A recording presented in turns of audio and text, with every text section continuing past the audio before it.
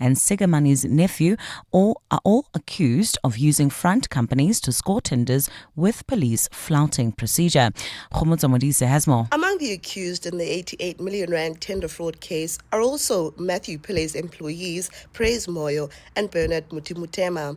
They're also the only two accused whom the state is opposing bail for as their immigration status is being determined. Yesterday, investigating Directorate Prosecutor Advocate Tilas Chabalala told the court that he'd not be opposing bail for the rest of the accused, and 69-year-old Debbie Sigamani need not apply as she's already serving a prison sentence. But the accused must still apply for bail, something their lawyers tried to push for yesterday and did not win as the court rolls were full. Lawyer for Betty Makinta, one of the accused, pleaded with the court for bail as she is breastfeeding, but Magistrate Mbembele said arrangements could be made for her to breastfeed while in prison. Today, the lawyers will try again to get the bail matter heard. Khomotso Modise, Eyewitness News, Pretoria. Staying in the courts, the corruption case of former Parliamentary Speaker Nosiviwe Mapisa-Nqakula is one step closer to trial. Mapisa-Nqakula is set to appear at the Pretoria High Court today. She's accused of soliciting and receiving bribes amounting to 4.5 million rand from a defence contractor during her time as Defence Minister. Tabiso Goba has more. Nosiviwe Mapisa-Nqakula's case returns back to courts after a 3-month break. The time in between was to allow for the state to disclose all documents requested by Mapisa-Nqakula's lawyers. This includes the diary of the investigating officer, all relevant correspondence between the investigating officer and the prosecution team. Mapisa-Nqakula is also requesting documents relating to the state's star witness, Nombasa Ntsondwa Ndlovu. The state initially wanted to contest Mapisa-Nqakula's request. However, it later said it would cooperate in the interest of getting the matter to trial quickly. Tabiso Goba, Eyewitness News. The EFF says AfriForum must respect the law after the Constitutional Court dismissed the Afrikaner lobby group's application for leave to appeal an earlier ruling on the singing of a song from the anti-apartheid movement. The Supreme Court of Appeal had already upheld a judgment from the Equality Court that found the song did not constitute hate speech in 2020. It said a reasonably well-informed person would appreciate that when EFF leader Julius Malema sang Dubulibunu, he was not actually calling for farmers or white South Africans of Afrikaans descent to be shot. Zoleka Kodashe has more. Kill the Boer, the farmer,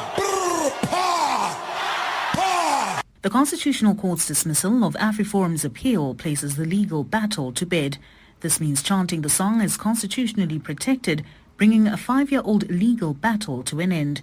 The EFF maintains that the song has never been a call for the extermination of the Afrikaner minority group. Spokesperson Thembi Msane. Their efforts to criminalize a liberation song, one deeply rooted in the fight against the brutal regime that oppressed black people for decades, are part of their broader project to rewrite history, erase their own crimes, and paint themselves as victims. The party has labelled the order of the Apex Court of Victory for Truth, Historical Justice, and Freedom to commemorate the fight against oppression. Zoleka Kodashe, Eyewitness News. Minister in the Presidency Khumbudzo Ntshabeni says while America is not obligated to consult South Africa when appointing its ambassador, Pretoria will look into the chosen ambassador's credentials as part of the process. Ntshabeni was addressing a post-cabinet media briefing yesterday on conservative U.S. media critic Leo Bazal's appointment as the new U.S. ambassador to South Africa. Babalo Ndenza has more. The U.S. ambassador post in South Africa has been vacant since Ruben Brickety left the position in January. While many believed Joel Pollack, a South African-born conservative U.S. media commentator, would become the new ambassador, Donald Trump instead chose Leo Bozell to represent the U.S.'s interests in the country. While Bozell has been critical of the ANC over the decades, Minister Ntshabeni says the U.S. can choose anyone it pleases. The U.S. is a sovereign state, so they have the right to choose their own ambassador. They don't have to consult with us. Ours is when we receive the credentials, to consider the credentials and decide whether to accept and not accept. She says the credentials process is not a cabinet discussion and lies entirely with the Department of International Relations and Cooperation. Babalo Ndenze, Eyewitness News. Gold's trading at $3,084.11 an ounce. The rand's at 18.24 to the dollar, at 23.62 to the pound, at 19.68 to the euro. Brent crude oil's at $73.85 a barrel. We're still seeing some slow-moving traffic in the nation's capital, N1 South heading towards Garsfontein due to an earlier collision which has been neutralized. Rains still persisting throughout Gauteng, making roads slippery and wet. Please keep a safe following distance and do not speed. In your weather, cloudy skies in store for Gauteng today with scattered showers and thunder showers expected. Temperatures will peak at highs between 22 and 24 degrees. The top story in Eyewitness News this hour. The National Prosecuting Authority will reveal this morning why it's not opposing bail in the multi-million rand tender fraud case against a dodgy family. EWN, in touch, in tune and independent. For the latest, visit ewn.co.za or download the EWN app. 7:02 Live on the Prime Media Plus app. DSTV channel 856, 92.7 and 106 FM. Let's walk the talk. Good morning, welcome to the Clement Manyathela Show. It is the Friday edition of the show. Of course, my name is Tshidi, Madia in for Clem today. I'll be with you for the next 3 hours. It is a Friday, and I think the show tends to be a little bit more fun, slightly a little bit light. Definitely plays up to the idea that there are many shades of grey on a Friday. So I'll bring you some of the usual features, but I also look for engagement over the next 3 hours. So between 10 and 11, we look at the world of community policing forums. We are still very much reeling from what happened in Marry Me in Tshwane. And then between 11 and 12, as I said, it's a Friday feature, specifically adult radio on a Friday afternoon. I don't know if you've ever heard of financial and female domination as a kink, right? So that's what we'll try and understand a little bit later on, that kinks and fetishes come in many, many ways. But there's something completely fascinating me called financial domination, and obviously female domination, I think most people have heard of. So we'll discuss that. But of course, as per usual, the first hour of the show is your hour. You set the tone. You talk to us about what you want to talk about. I want to ask for help, right? I need an elixir, not necessarily a potion, but a concoction. You can hear my voice is slightly hoarse. I was saying to someone, it's sexier than usual today. I'm recovering from a really terrible bout of the flu, and I keep asking myself, what am I supposed to do? What are the home remedies that, one, should have helped me get over the flu quickly, two, will help me get my voice back? Want your advice, want all your views, and our lines are open throughout the show on 011 883 0702 if you want to call in, 072 702 1702. That's if you want to send a voice note or a WhatsApp. Let's chat. Let's walk the talk. 7:02. So I'm not sure what you want to discuss. As I said, I'm open to anything. So Donald Trump and his tariffs campaign that many are still saying will backfire on the U.S. Do you want to talk about that? Do you want to talk about Canada's response? I don't know. Do you want to speak about water? There was a water in Daba. In fact, it's still actually very much at play in Midrand. Do you want to speak about water issues? I want to speak about something contentious. It's not unique. I think a lot of people, particularly following last night's judgment from the Constitutional Court, that news coming from there around this one particular thing. I want to speak about this. Just take a listen.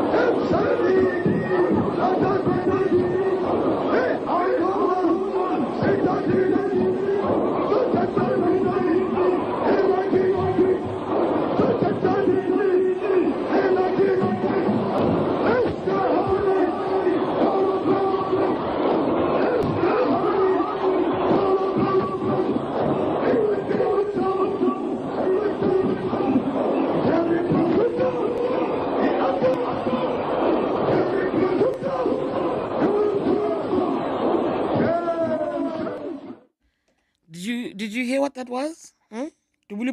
Shoot the boy. That voice there, though, is not Julius Malema, because I think people nowadays associate the chant, the song, with the EFF. But actually, it's very old footage. You can actually hear the quality is old, right? That's the voice of the Lion of the North. That's the voice of Peter Mokaba. I think a lot of people, when they look back at it, they think about about Peter Mokaba when he did that. In fact, I think to a large degree, some will say that Julius Malema tries to emulate a little bit of Peter Mokaba in his politics. And at times, even during Shoot the Boer, it is a little bit of that. Of course, the reason why I'm bringing that conversation up is yesterday the Constitutional Court dismissed AfriForum's application for leave to appeal the Kill the Boer chant. The Apex Court said that there was no reasonable prospects of success in the matter. Remember, the Equality Court had ruled previously that it didn't constitute hate speech. Mind you, even the claims about whether or not the chant actually instigates or sparks farm killings has never been proven. And I know that some people then make a point that it's never not been proven. But I do think that it's important to then look at the farm murder stats. And when you do look at those stats, you need to consider that it's not farm owners who are targeted, it's everybody. And when you take a closer look at those stats, you'll see that most of those victims are black people in those dwellings. So for me, that takes out the argument that it actually does lead to an increase in farm attacks, that people actually listen to a Malema making a chant and then march and charge on people. I don't believe that. What's been interesting to me has been the reactions, right? So the Constitutional Court, the highest court in the land, has made a ruling. The Reds themselves, that's the EFF, saying that AfriForum must respect the rule of law. The EFF says it's never, the song that is, called for the extermination of the Afrikaner minority. It says AfriForum's attempts to criminalize a liberation song is aimed at erasing their own crimes and to paint themselves as victims. AfriForum, of course, on their end, say judges are using their personal ideologies in interpreting the Constitution. I saw Kali Kriel from that Afrikaner lobby group saying the president and judges don't want to condemn the chant. And as a response, AfriForum says it will expand its own neighborhood and farm watches. For me, there is an important thing there in what he says about expanding their own watches, because he says that if the authorities will not protect them, they will protect themselves, even from this imaginary genocide. But what sticks to me is the point where we shouldn't be living in a country where communities feel so vulnerable that they have no option but to protect themselves. Because why? The authorities fail. But that's not this case for me at all. I'm willing to hear your thoughts about that, but I don't read it that way. For me, I think it's sad, as I said, that communities feel so unprotected that it has to be them. And that's an issue that extends far beyond AfriForum and its people, its constituency. It speaks to all of us in our different communities, right? I've also noticed the different schools of thought. So there are people who've gone, oh, okay, the highest court in the land has made a ruling, but people are saying that even if that's the case, and it's not unlawful, right? It's not unlawful. They think it's distasteful that the EFF must consider not singing the song because it just simply isn't in line with our values. And that if the EFF really wants to lead, if those aspirations are to become a party in charge of this country, they must think about what centrism, as far as democracy, centrism democracy stands for, and that you're seeking peace and harmony, and you don't do that by chanting a song that is so divisive. So that's part of the thought processes. And then I think about distem. To some people, they remain very much objective to the idea of distem. Distem represents for many people in this country what was wrong with the previous regime. It celebrated what was happening when people were treated as subhumans before the 1994 democratic breakthrough. However, it's been incorporated into the anthem. We celebrate it as we sing and pledge allegiance to the country. And part of the reason why that was done is to foster reconciliation, isn't it? Because nationhood, and I always say this, nationhood requires people to make concessions. You must find one another. And so there are the people who support Shoot Boer who are saying, yeah, but the stem was taken in. And there's also another view, last view I'll put up before I come to your calls and voice notes. There's also a view then that says that sometimes the law gets it wrong. And we know that in this country, right? Do we not know? Because we have in the past, during apartheid South Africa, a lot of what was in the law, a lot of what was considered legal, including the subjugation of the majority of many, was actually wrong. So is it that in this instance, I'm looking for your thoughts. I want to make sense of it. I haven't fully reached the point where I have a view yet of my own, except for I have a view about one or two things. And it's interesting we're having this conversation. Today would have been Professor Robert Mangalisa's birthday, Sobuko's birthday. It's Sobuko's birthday, yes, sorry. I do want, your thoughts on this. 011 883 0702 072 702 1702. 702 Let's walk the talk on 92.7 and 106 FM. Tshidi, good morning, and the listeners. Look, it's quite interesting that, because of EFF find themselves on the other side, is the AfriForum who's lost the case at the Supreme Court of Appeal. But one imagines that if it was EFF, they were going to be chanting, they were going to be claiming that our judiciary is captured, and all of those accusations against the judicial members. So at the end of the day, I think this underscores one point that when the judgment favors you, it's all hunky-dory. But when it doesn't go your way, then now all sort of names will be called to the judiciary. Wow. Joseph Rosley. That's true, Joseph. It's very true. If the outcomes don't go your way, you are incredibly aggrieved. The meltdowns will ensue. And if it does go your way, you celebrate the idea of democracy and upholding the rule of law. But I don't know if you remember, previously, the shoot the Boer issue is not new to us. There was a period around the 2011 era, right? If you remember U2 coming to the country, I remember Bono. I was actually at Prime Media at the time. I was at EWN then. And Bono from U2 had wanted so desperately to weigh in on this conversation because it was the big issue in the country around 2011. And so Bono came to the studios. In fact, he came to this show. It was hosted by Ridi Hlabi at the time, and he went to Ridi to speak about it. Bono was actually in defense of it, of course, looking at their own history as far as Ireland is concerned, and their own songs and their own what is used in protest. And he tried to kind of came on air to try and defend that. But during that period, the outcome also wasn't favored to the EFF. That's also where Kiss the Boer came. Don't you guys remember? Where you'll say Kiss the Boer. And even in court, one of those things where it says Kiss is like kiss. So Kiss the Boer, like that's what I mean, like mwah. So it has actually, this particular chant, taken many, many iterations as it's been part of the political football or the legal football that is. Voice notes, WhatsApps on 072 702 1702, calls 011 883 0702. Good morning, Tshidi, and good morning to the 702 listeners. Honestly, I think the song Kill the Boer, Kill the Farmer, it goes against the spirit of reconciliation. I think Julius Malema and the AFF supporters might not intend to sing the song with the intention of wanting to harm the minority white Afrikaners. However, it is still very spiteful because it does evoke a reaction, right?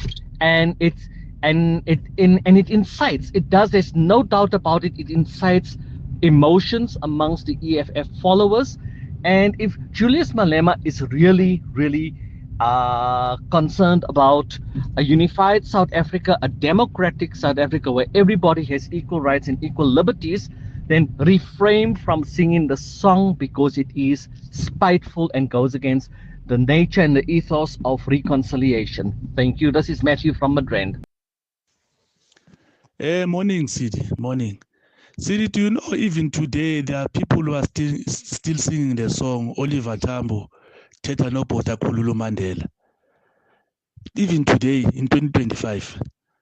This Kill the Boer, Kill the Farmer song is not going to take us anywhere, Tshidi, to be honest with you. Instead, it's taking us backwards because we have our comrades who are in power today. So now, what are we killing the Boers for? Because those are struggle songs that were sang during the days in the trenches. Now we're no longer in the trenches, City. Now South Africans must come up together and fight to make a better South Africa for the future of our children. Because of us who are living today, we can do whatever we can do, but the future now we're building for our children and no one else. Kill the poor, kill the farmer. It's just a waste of time taking us back. We won't win with that one. Usipo Mdeni. Good morning, City. Thank you so much for that, Sipo Mdeni. I know that Oliver Tambo Tata No Water song that you're referring to. The privilege or the beauty of covering politics is that you'll know all the songs. I'm wondering to myself, right? The issue of one of the WhatsApp spoke about the song being insightful. I'm not sure if I think it's insightful because that's urging, right? That's asking somebody to do something and you're urging them versus being emotive, where you rouse up particular kinds of emotions. I'm going back and forth about whether or not I agree with the one WhatsApp that says, the voice note that says that it is insightful. Kustas in Midrand, good morning. I appreciate the topic that you brought this morning. The court did a good thing because that song, I do not think that Caucasians do not know that it has not caused any harm. They do. But also, let's not blanket all Caucasians as one. They are not homogeneous in the same manner that the Eastern Cape is not homogeneous. So, the majority of Caucasians are not afraid of black people. They work with them. They absolutely live with them in peace. That song, by the way, is only sung by less than 1% of the population in the country. So there is no something that says that song is causing white farmers death. That is not true. That we know. Caucasians know this. But what has happened when I say is this, is that in South Africa, this is what I'm saying, is that these fringe groups like right-wingers, who Sambia Telebranchi long time ago once said that the threat to sovereignty to South Africa does not come from black people. It rather come from right-wingers. You know why he meant that? Because he had understood that when they want something, they will not take a no for anything. So right now, you'd expect that when the court says this song is upheld, they would pull back and say, we respect the court. But that's not the case here. So Caucasians understand this. They are not afraid of anything. If they were afraid of anything, we wouldn't be working with them. They would be running for dear life every time they see us. They don't. Because they know that we don't present a threat to them. At the same time, that's a historical song. Tshidi, have you noticed that the history that is meant for black South Africans, that makes them happy, is being rewritten? It's being removed because somebody is uncomfortable with it. And yet AfriForum is comfortable with the flags. All right, Kustas. Actually, that's a valid point. I'm going to leave it there, but you raise a very important point. They do want to consistently defend the old apartheid flag. You saw, I'm still very much aggrieved about that sea of orange in Pretoria at the monument. Even the monument for me is an issue. It takes me back to the argument of the statues, right? And whether or not they have a place in modern day society. And I think this issue is very similar. Mpo in Deep Kloof, good morning to you. Hi, Tshidi. You know, sometimes I get perplexed as to why people like Boer Forum would run up to the Constitutional Court to want to, fight what is of no consequence. I mean, that chant, kill the Boer, kill the farmer, is of no consequence. But their actions are just giving traction to the EFF, whose ideologies are not popular anyway. It's like, the ANC taking the MK to court over the use of the, term MK. I think it's just giving traction, unnecessary airtime to, something that is of no consequence. If AfriForum would have just forgotten about this kill the Boer, kill the farmer chant, we wouldn't be here.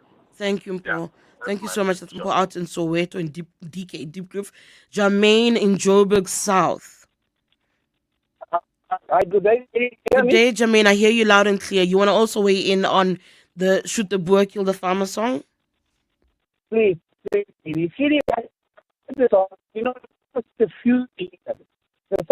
Oh, Jermaine, your line isn't great. Hold on, Jermaine. Your line isn't great. I'm going to ask you to go back to the producer so they can try and sort out your line for me. I really do want to be able to hear what you say. From my understanding, you are opposed to the idea of the song. You very much stand with those who say, actually, it has no place. I was saying to you guys earlier that, there's some who are saying if Julius Malema wants to be what we think he aspires to, because I often think what politicians actually want versus what they tell us they want are very different things. But if he really wants to lead this country, right, their government in waiting, then he needs to think about the idea of a centrist democracy, because that's what we are. We have a marriage of ideologies that must coexist, and people say that in that case, you seek to promote harmony and peace. Jermaine, let's try again. Jermaine is in Joburg South, and he also speaks of, in essence, the idea of harmony and peace. Am I right, Jermaine? Yes, yes. Also, I said about peace. Your line, sorry, Jermaine, your line is still not great. Maybe you can send me a voice note, because I am interested in what you have to say.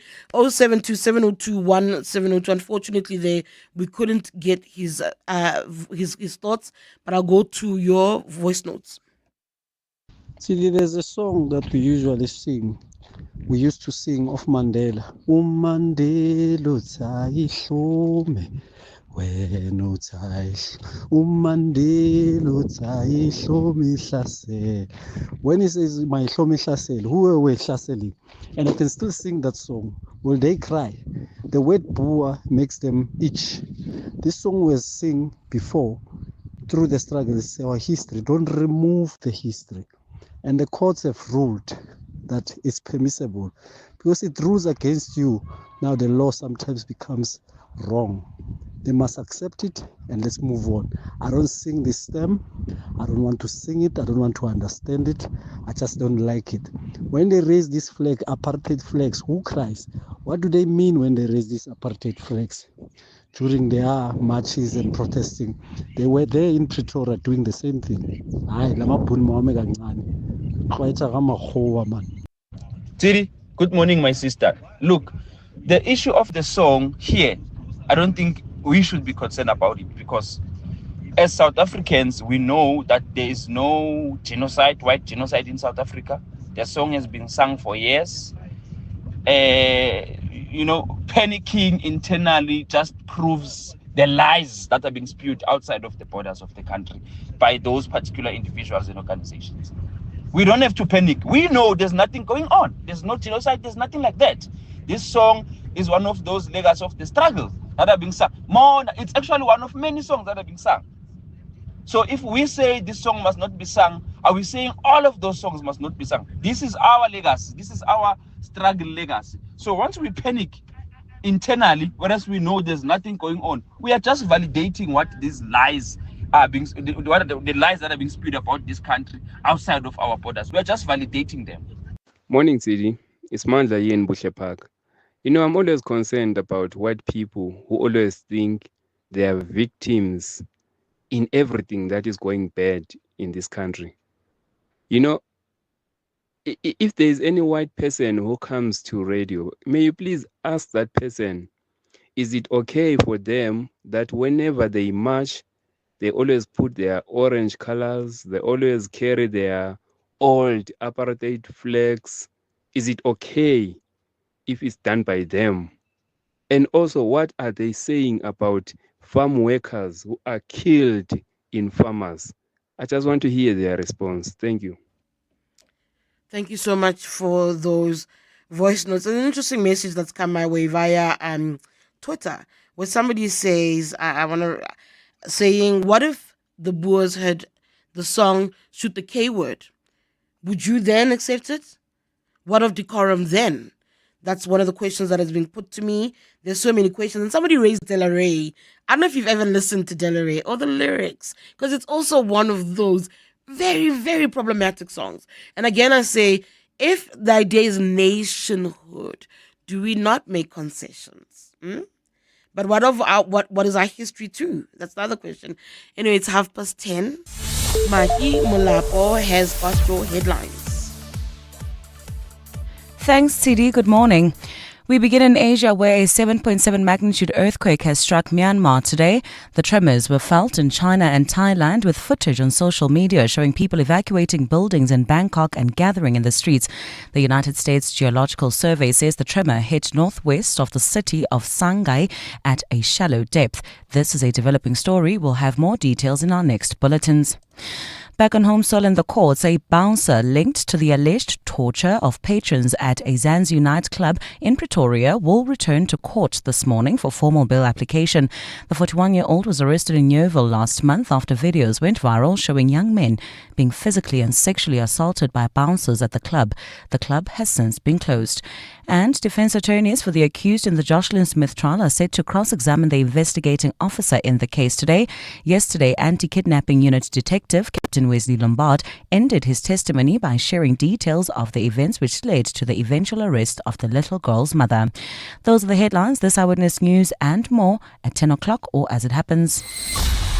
EWN Traffic. Did I say 10:30? I meant 9:30. Coming up as well as the EWN Traffic. It's brought to you by cars.co.za. Let's find out what moves you. Thank you so much. We start in the city of Johannesburg. N3 heading north, seeing some 20-minute long delays. Very unusual pressure. This is coming from Alexander Township at Vincent Chabalala Road, formerly known as London Road, as you head past Marlborough Drive until you get to the Buccleuch interchange, heading into Midrand. There is free-flowing traffic. However, in Sandton, Northway, quite slow. This is in Calvin, Marlborough Drive, queuing, just getting off the tarmac. This is at the M1 North. And then Grayston Drive, as I'd expect, seeing some slow-moving traffic getting off the M1 North, heading towards Sandown. Catherine Street also quite slow, compounded by an uneven road surface. This is as you're heading east towards the M1 highway. And then in Randburg, stop and go traffic you're experiencing on Malibongwe Drive. This is coming from Cosmo Creek, going past Northlands until you get to Belair's Park. This is at Belair's Drive, one of the nation's capital. An improvement on all major routes. We had an incident on the N1 South at Garsfontein. It has neutralized, but there's still just a bit of a snag. Nothing beyond 5-minute long delays. I'll have your next traffic update in the next hour or as it happens. There's more EWN on air, online, and on the EWN app. Do you want to buy a Honda? Cars.co.za. Toyota or Mahindra? Cars.co.za. Do you want to sell a Cherry? Cars.co.za. Suzuki or Mercedes? Cars.co.za. Polo, Kia, Mitsubishi, Havel, Hyundai, Lamborghini. Buy and sell, it's very easy. All you got to do is type cars.co.za, cars.co.za, cars.co.za. Let's find what moves you. Cars.co.za, cars.co.za. Africa Milani. Weekday mornings, 4 to 6. We also need to be quite optimal in using the money we have access to, given the fact that it's only a fraction of what we need to improve the infrastructure in this country. I think one of the things the president did hint on, it's not quite clear how it might happen, but it's time that the private sector became involved in the water sector infrastructure development and also planning as well for the future. And I'm not seeing that happening fast enough. Kevin Winter is an emeritus professor at UCT, also with the Future Water Institute. Africa Milani. 4 to 6 on 702. Diabetes has become the leading cause of deaths in South Africa. Every hour, at least 3 people die of diabetes in this country. This means that in a year, we lose more than 30,000 people to this dreaded disease. This is a silent pandemic which requires active participation by all of us. You may be asking, what can I do as an individual? Limit intake of foods and drinks high in sugar and be physically active. Eat right for a better life. Foods high in sugar, fat and salt can lead to obesity, diabetes, high blood pressure, heart disease and certain cancers. This message is brought to you by the National Department of Health. Did you know that where markets are concerned, it's not easy to detect the difference between objective and subjective reality, or between reality and fantasy? The business's view of the consumer has serious bottom-line implications. At Plus 94 Research, we help businesses cut through the uncertainty by gathering and processing real consumer intelligence through advanced scientific research methodologies. Plus 94 Research, the science of decision-making. You could be famous for DIY like that time you turned a barrel into a braai. Or you could be really famous for DIY with a little help from Chamberlain. Join us from 20 March to 6 April for our Really Famous for Hardware promotion and tap into 120 years of DIY know-how. Get 10% off Dulux paint mixing, explore the widest range of tools, building supplies and even siteware. And visit our newly renovated Waterkloof Glen branch. It's your one-stop DIY shop, and with click and collect, we mean that literally. Chamberlain, really famous for hardware since 1903. Mzansi, the Powerball jackpot storm guaranteed at 81 million rand this Friday is your chance to make it rain lots of cash this March. Don't delay. Play Powerball for the guaranteed 81 million rand jackpot today and you could win big. Buy your tickets now in store on nationallottery.co.za, the mobile app, cell phone banking, or simply dial *120*7529# for USSD. Panda, Pusha, play. Players must be 18 years old or play responsibly. eTuba is a proud operator of the National Lottery. For 60 years, Altron has led the way using technology to tackle South Africa's biggest challenges. Catch 702 in conversation with Werner Kaap on 702 Breakfast with Bongani Bingwa next week, as we discuss Altron's legacy intertwined with Joburg's history and the company's vision for the city. Find out how Altron is honoring the business leaders of the past 60 years who built Johannesburg while championing and partnering with the current leaders to rebuild Jozi over the next 60 years. That's 702 Breakfast with Bongani Bingwa in conversation with Altron. Wednesday, 2 April, only on 702. 702. Let's walk the talk on 92.7 and 106 FM. 9:37, the Clement Manyathela Show, Tshidi, Madia, in for Clement Manyathela. I was asking earlier for an elixir, right? Not a potion, but maybe even a concoction. I'm recovering from a really bad bout of the flu. I gave everybody the flu, so I'm looking for a bit of advice on that particular issue specifically, right? So I think I've recovered, but my voice is like this. My voice is husky, but it's extra husky today, and I need to figure out a way to get over it. Cindy Paluto does sports said to me, you can do a ginger, lemon, and honey on the stove, boil it, and a shot of whiskey. I remember as a kid, they used to put us under a blanket with blue gum tree leaves, eucalyptus, right? And so I'm like, but what works? I'm very big on home remedies. I failed, mind you. I eventually had to go to the doctor, but I'm constantly looking. What do you do to navigate this flu season? This flu is horrid. I was patient zero. I've done damage in the newsroom. I've done damage in my family. I want to also find a way to snip it in the bud. So I'm looking for advice. 011-883-0702, 072-702-1702. We are discussing a variety of issues. You are more than welcome to raise whatever you want. It is the open line, taking your calls and your thoughts. And yes, we've spoken about AfriForum as well, as far as the Constitutional Court's ruling that there are no prospects of success in its bid for leave to appeal the Shoot the Boer song. And I said, there are people who are saying it doesn't matter what the law says. The bigger question, really, is does it still serve society in 2025? Let's walk the talk. 702. Abosh in Soweto, you also want to weigh in on Shoot the Boer? Yes, good morning. For me, I find that song very relevant today. Because especially if you consider that like the white farmers or white people in the country are the one who owns a large sum of the land. And yet us as the black people, especially those that are in the townships and villages, we don't have anything to show. Of course, it is it is divisive to the white people because they know they don't want to share anything with the black people. I would say for us to not participate in the economy because they know very well if we own land, we're going to be able to participate in the economy. If we don't own land, we'll forever be seeking for their guidance and their supremacy to rule us over and over again. And I hate, like, not because I'm attacking anyone or any of the callers here. I heard the gentleman from Soweto Zola said that it's not building or it's not doing any good for our children. What good is the economy doing now for us or for our children, for that matter? For us to take any person to the university, we need money. What money are we going to get if we don't have any land? So for me, that's not relevant. And I'm saying, whether they like it or not, South Africa will be free. And the majority of the people in this country will own the land. And those majority will be the black people. All right, thank you so much. There's also a school of thought. Now that I think about it, listen to Abosh. There's a school of thought that the Boer is not necessarily about the farmers; it's about the system, right? That it's an agitation against the system. And in 2025, the system is the government of the day, i.e., the government of national unity. So you're agitating for change based on the government. I'm not sure if I'm the only person who's ever heard that school of thought around what this serves, a song like this serves in 2025. Jermaine, let's see if your line is steady now. Hi. Yes, I think my line is good now. Can you hear me? Much better. Much better. Okay. Before I go to Kill the Boo, I just want to quickly just try to explain what the last caller said. Now, a lot of dissent and a lot of frustration is coming on the land. And really by now, 30 years into democracy, there should be a difference. But I want to say that we might say that 72% of private land is in the arms of white people. But how much percentage of state-owned land is still sitting with the state?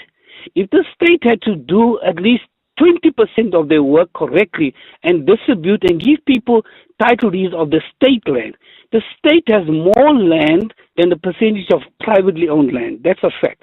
That's number one. So the problem is not with the white Boers and farmers not giving the land. The problem lies with the state not able to redistribute land, what they have on their books now, and giving the people the private ownership land. That needs to be done correctly. There will be a big difference in percentages.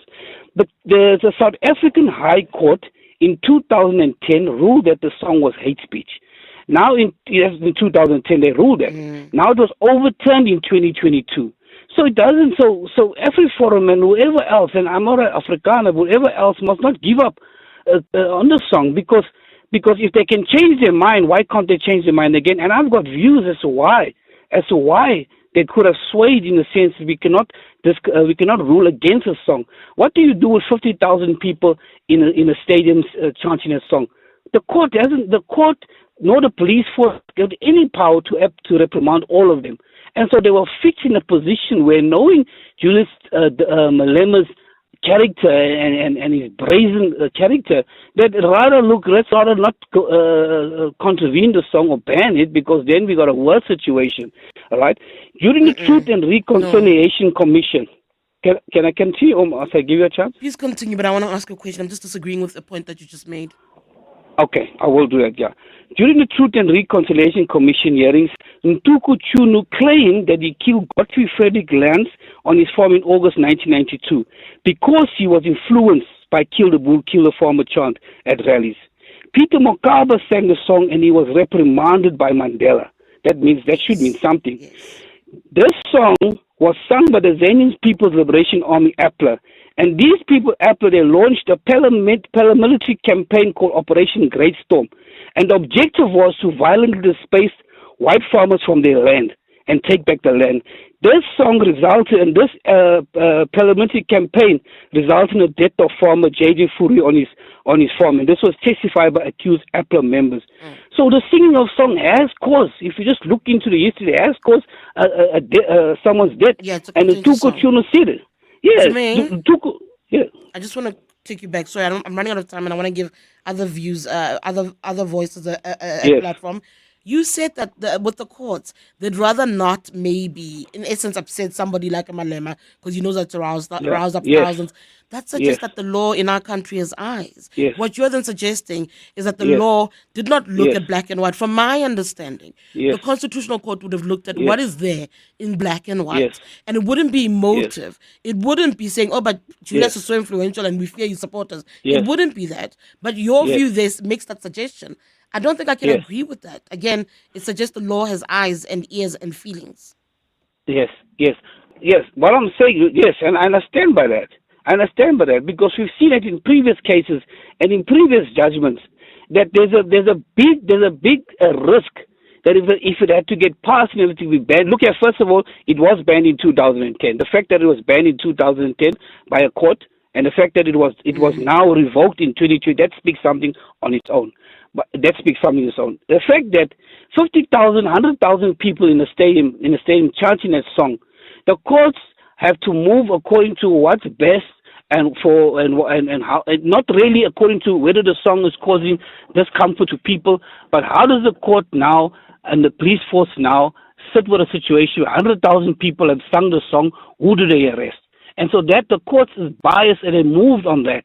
And that's my point. The song should stop being sung. It's a divisive song. It's got no place in our society today. There's other liberation songs we can sing, but not kill the Boer, kill the farmer. All right. Thank you so much. That's Jermaine out in Joburg South saying actually it has no place in society. Actually, I saw a message and I thought it was very interesting that said, if the K word is a problem, why is the Boer word not a problem? Guys, Boer simply means a farmer by definition. That's what it means. So when you attach all the other things, because that's what it is, right? The issue with meaning in life is always that. It's when you attach all the other things that then you'll reach the conclusion that you reach. But actually in black and white, it's a simple thing. 011-883-0702, 072-702-1702. We'll take your voice notes and calls after this. Bongani Bingwa, 702 Breakfast. Weekday mornings, 6 to 9. 408 million rand as a once-off taxi gratuity. Why is this raising red flags for you? There were allocations that were done last year, and this has not borne the fruit because there are still many taxis that are still on the road that needed to be scrapped off. And secondly, often it becomes profoundly unclear who the ultimate beneficiaries are. Unless a formal engagement is tabled, we simply can't keep dispensing this money. It is wasteful expenditure. Musimane, the leader of Build One South Africa. Bongani Bingwa, 6 to 9. On 702. Most people already know that the smartest way to get through tolls is with a tag. With a tag, you don't need to carry cash or even use your credit card. You don't even have to stop or open a window. To drive smart, download the Sanral app to link your cards and manage top-up payments for your convenience. For more info, visit sunral.co.za. Tags are the way to go. Sunral, an agency of the Department of Transport. Remember when we were rocking just one bike, dreaming big for our delivery business? Those days. Now we're here with a whole fleet of vans and trucks. That's why it's important to have the right partner in your corner. Of course, we owe to My Way Business Insurance. They've been our go-to for comprehensive cover, protecting our fleet while we deliver excellence. Talk about going from pedal power to horsepower. Move your business to My Way and get cover for your vans and trucks. Visit myway.co.za for a quote and do business your way. My Way is a licensed non-life insurer and FSP. T's and C's apply. Save thousands on our mega deals at Dial-A-Bed with up to 35% off. The 40 Winks Active Zone Extra Firm Queen Set is reduced to 11,499 and the Sealy Celebration Queen Set is now only 8,999. Trust us with your dreams and trust us to always bring you SA's best mega deals. Plus, get fast delivery on our best sellers. Dial-A-Bed. Sleep for life. Joburg, get ready because Kings and Queens of Comedy is back. A royal flush of laughter hits Emperor's Palace on the 12th of April. Featuring Alfred Adrian, Darren Wackett Simpson, Angel Campy, Anna Lakshmi, Tracy Lee Oliver, Mutu Murugan, Kanyisa Bono, Chris Forrest, Joey Rasdi, Conrad Koch and Chester Missing. Book now at Ticket Pro. Kings and Queens of Comedy is brought to you by Blue Blood. Let's face it, in this country, small business owners wear many hats, and they wear them brilliantly. That's why MTN and 702 wanted to tip our hats to all the incredible SMEs of Gauteng for being such a valuable part of our communities and a vibrant force in SA's economy. At the 702 Small Business Awards, brought to you by MTN, because MTN is here to help grow their businesses and move them further. Go to primemediaplus.com now, enter your SME, or nominate a small business doing big things in the 702 Small Business Awards. Brought to you by MTN. Today, we make moves. T's and C's and more on primemediaplus.com. Let's walk the talk. 702. 9:49, the Clement Manyathela Show. We are, of course, taking calls. It's an open line. Your calls on various issues. A lot of talk around Boer. I've also asked for flu remedies. I think I'm getting a couple of hits as well. Thank you for the advice. 011-883-0702, 072-702-1702. Here are some of your voice notes. Good morning, Tshidi. Great show. Regarding the flu, I was in Durban for a long weekend. I came back in Joburg with a headache and flu. So one of my friends just said, no, go and buy Vicks, and you have to steam when you're sleeping and steam when you're waking up. Today I'm fine. It's only my throat to create up. This is Ronnie Randbeck. Thank you so much, Ronnie. I'll also go pick up a Vicks for the next time I have another bout of the flu. Some of the WhatsApps that have come through to our WhatsApp line. This one says the K word was a name that was given to us, I think black people, by the Boers, while the Boer is what white people call themselves. So they have no right to sing or mention the K word, but we can call them the Boer because that is what they believe they are. Another one saying in 2025, you can't have a song that says kill a specific section of our society, no matter the history. That's Teresi out in Vosloorus. Russell in Joburg South. Hi. Yeah. Good morning, Russell. Yes. Firstly, I just wanted to say I love the tone of your voice. I hope my wife is not listening. It's extra husky. But however, since we have that now out of the way, I hope I'm not in trouble for the whole weekend. I want to challenge you on two fronts. You just now said when somebody said that, or they sent a message in that if white people can't say the K word, then black people can't say the Boer. Then you said we have to consider the meaning. So this brings the whole topic for me and a bit of contradiction on some of the comments you've made earlier. For me, there is no place for the song in our country. Julius Malema and the EFF or other people that sing it has done it for divisive reasons, out of anger. It is done out of malice. There is no way that we can try to be a progressive country. And even for me, what do we teach our kids if we want them to chant that song? The minute you have to explain what you could have said, because you say that it does not mean that, then why don't you say that what you tried to mean? Just say what you mean and we don't have to create more conflict and more division. I really think it is a senseless discussion to have. It is obvious it should not be sung. I don't understand how courts work. I don't think judges are smart. This is a bad decision and it's making us look backwards. If black people want to own power, if we want to own, like somebody said earlier, the land, we need to have the authority to do the right thing. All of us know that this is wrong. It shouldn't even be a debate. I can never explain to my kids, guys, we are black, we can sing kill the Boer, but it doesn't mean actually kill them in this. It is nonsense. And we should walk away from this and rather try to step forward. I think the power in us as black people is lying how we are now conducting ourselves. For me, there's an important saying that with authority, how can I say, you can only give mercy from a position of power. And as black people, we own the country now. We are running the government now. We own the situation and the circumstance. We should choose that to show white people how they should have led. Us singing the song, it means we are showing them that we are actually worse. So that is just my comment. Thank you. I can't let you go quickly. I need to pick two things quickly with you, Russell. Just the first thing around the K word versus the farmer. What I was saying to you is that these are schools of thought. When somebody raised the issue of the Boer, I'm simply saying, by definition, that's what this thing is, right? And I think there's a WhatsApp that says that the K word is not what we gave ourselves, it's what we're given, and that's part of the problem. But anyway, that's neither here nor there for me. I think you raise an important point when you say that we own the country now and we should show them how to lead.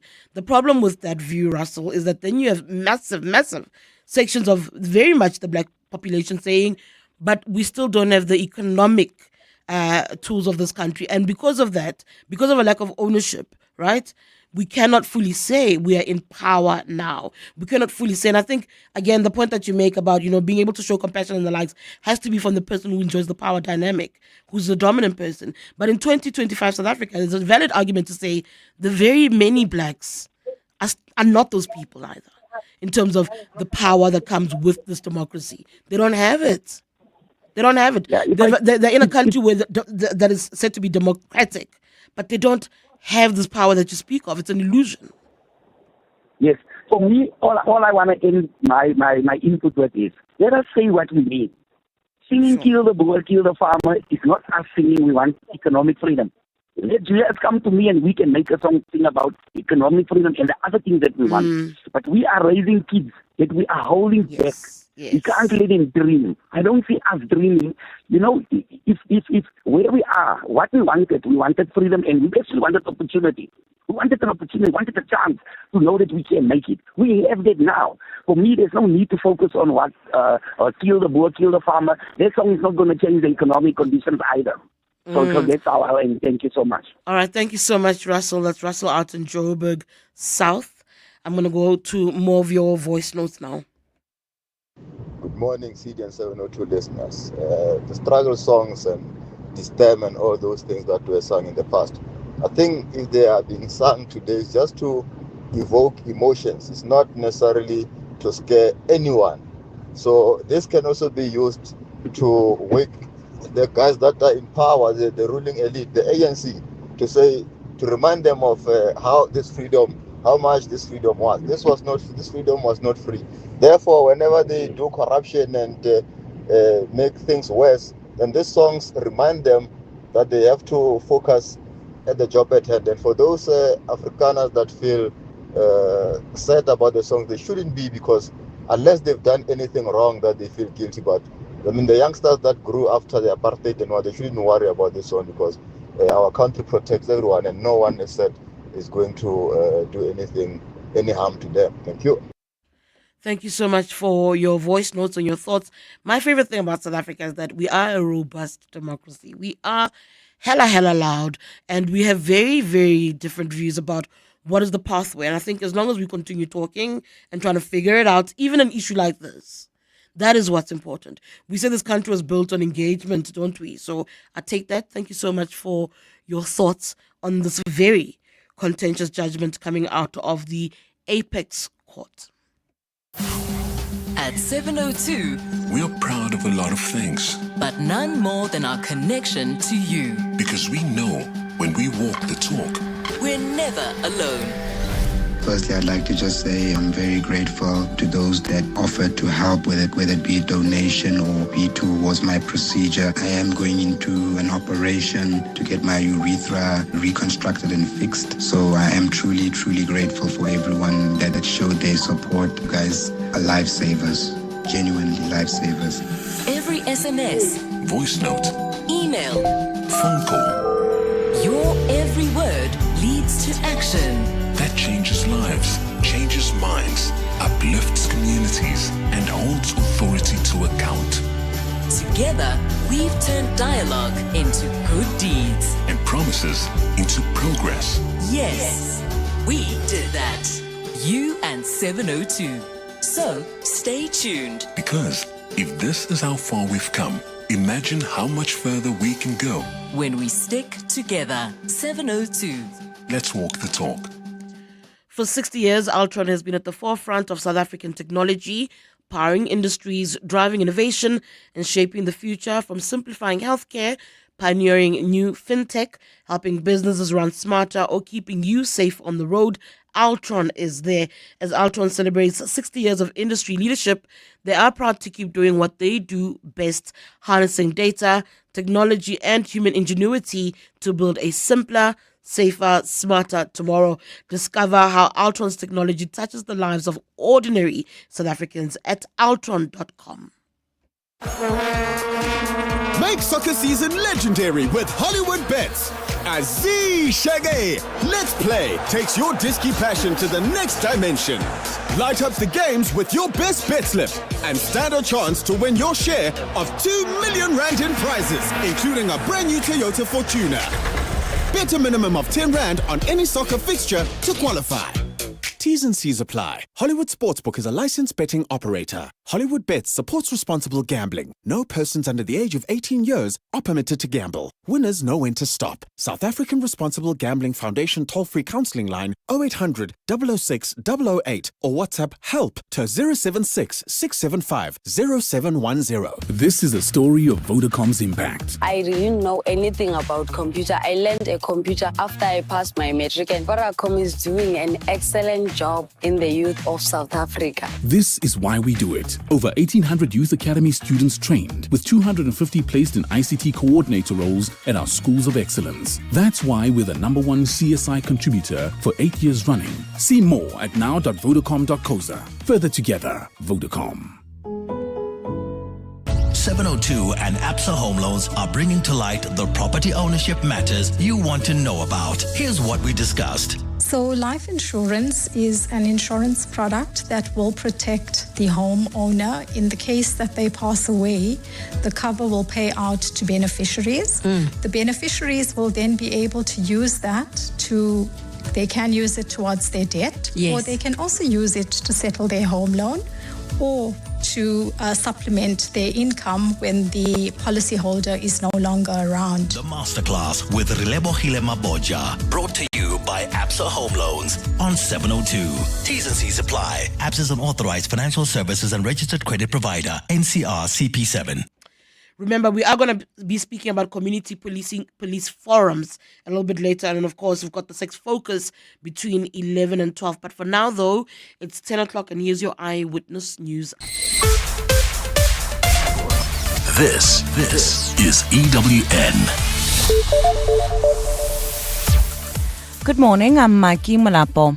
A bouncer linked to the alleged torture of patrons at Zanzi nightclub in Pretoria will return to court this morning for formal bail application. The 41-year-old was arrested in Yeoville last month after videos went viral showing young men being physically and sexually assaulted by bouncers at the club. The club has since been closed. Khomotso Modise has more. The Congolese national is accused of assault and torture of young men at the Zanzi nightclub. He also faces 8 additional charges of compelled sexual assault. During his last court appearance, he could not be filmed or named as he was due to be taken for an identity parade. 7 victims have come forward since the videos showing their assault went viral in February. The state is expected to oppose bail. Khomotso Modise, Eyewitness News. Defense attorneys for the accused in the Jocelyn Smith trial are set to cross-examine the investigating officer in the case. Yesterday, anti-kidnapping unit detective Captain Wesley Lombard ended his testimony by sharing details of the events which led to the eventual arrest of the little girl's mother. Smith and her co-accused, Jacquina Polis and Stefano van Rijn, are on trial for kidnapping and human trafficking related to Jocelyn's disappearance last year. Carlo Peterson has more. Captain Wesley Lombard yesterday detailed how his investigation led to the eventual arrests of Kelly Smith, Jacqueline Apollos and Stefano van Rijn. Lombard said he became suspicious of Smith and Apollos because their statements to police were inconsistent and Smith did not behave like a mother who lost her child. The captain also singled out prominent politician Gayton McKenzie and certain social media influencers for possibly compromising police's investigation into the child's disappearance. Lombard told the court the public were given false information that police had called off the search for Jocelyn, which made it difficult for detectives to obtain information and new leads related to the case. Carlo Peterson, Eyewitness News, Saldanha Bay. Lobby group AfriForum has accused judges of using personal ideologies to interpret the Constitution. The organization says its disappointment in a constitutional court order that dismissed its application for leave to appeal a judgment that found the song Kill the Boer did not constitute hate speech. The Supreme Court of Appeal found that when chanting the song, EFF leader Julius Malema used a historic struggle song with the related performance gestures to advance his party's political agenda. The Equality Court first delivered judgment in the matter in 2020, dismissing AfriForum's appeal. The Constitutional Court's order now brings finality to the matter. AfriForum CEO Kali Kriel. The fact is we are seeing a radicalization in the interpretation of the Constitution. We see more and more ideologically driven judges. This together with the fact that the presidency as well as the government refuses to condemn these slogans that calls for the killing of Afrikaners means that we are on our own. Communications and Digital Technologies Minister Solima Latsi says the department will study a judgment barring the long-awaited analog switch-off that was scheduled for next Monday. Yesterday, the Gauteng High Court in Pretoria interdicted Malatsi from proceeding with steps to implement the switch-off analog signals pending the finalization of a review application. The court found that government failed to consult industry stakeholders on the deadline and that it was irrational.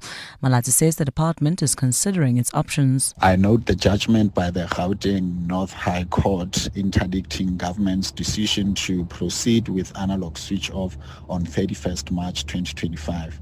We are currently studying the judgment together with the legal representatives from the Department of Communications and Digital Technologies to guide how best to explore our options going forward, including consultations with Cabinet. In Asia, two powerful earthquakes have hit Myanmar today. Magnitude 7.7 and 6.4 earthquakes struck the country, and reports suggest strong tremors were felt in Thailand and China. Meanwhile, the China Earthquake Network Center says the jolt measured a magnitude 7.9, adding that tremors were felt in Yunnan. Social media posts have showed people evacuating buildings in Bangkok and gathering in the streets. There have been no immediate reports of casualties after the quakes, but they caused panic in nearby cities in northern Thailand and down to the capital Bangkok. Gold's trading at $3,079.76 an ounce. The rand's at 18.17 to the dollar, at 23.54 to the pound, at 19.61 to the euro. Brent crude oil at $73.72 a barrel. Roads remain slippery in most parts of Gauteng. Please keep a safe following distance and do not speed. In the capital, over 20-minute long delays, Mabopane Highway. That's the R80 from Darsport heading towards Roseville until you get to Eskom Bakhele Drive. This is just due to high traffic volumes, Sandton queuing, identical pressure really. And this is on the N3 heading north from Vincent Chabalala Road until you get to the Beklu interchange. Please drive with ease. Look at your weather. Cloudy skies in store for Gauteng today with scattered showers and thunder showers expected. Temperatures are peaking at highs between 22 and 24 degrees. The top story in Eyewitness News this hour. A bouncer linked to the alleged torture of patrons at Zanzu nightclub in Pretoria will return to court this morning for formal bail application. EWN, in touch, in tune, and independent. For the latest, visit ewn.co.za or download the EWN app. 702. Live On the Prime Media Plus app. DSTV channel 856 92.7 and 106 FM. Let's walk the talk.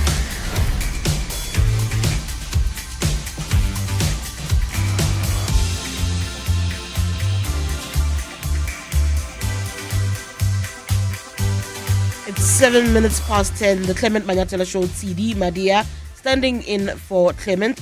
We will be speaking about community police forums this hour. What is the role of a CPF? How does one get involved? I'm sure you all remember the story that we've been seeing in our headlines, the tragedy that happened in the Marry Me informal settlement in Soshanguve.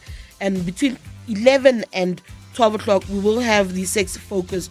We'll speak about femdom, right, versus findom, trying to understand financial and female domination as a kink. But first, as I said, we'll deal with the issues of CPF. Join us. Let's walk the talk. This is 702.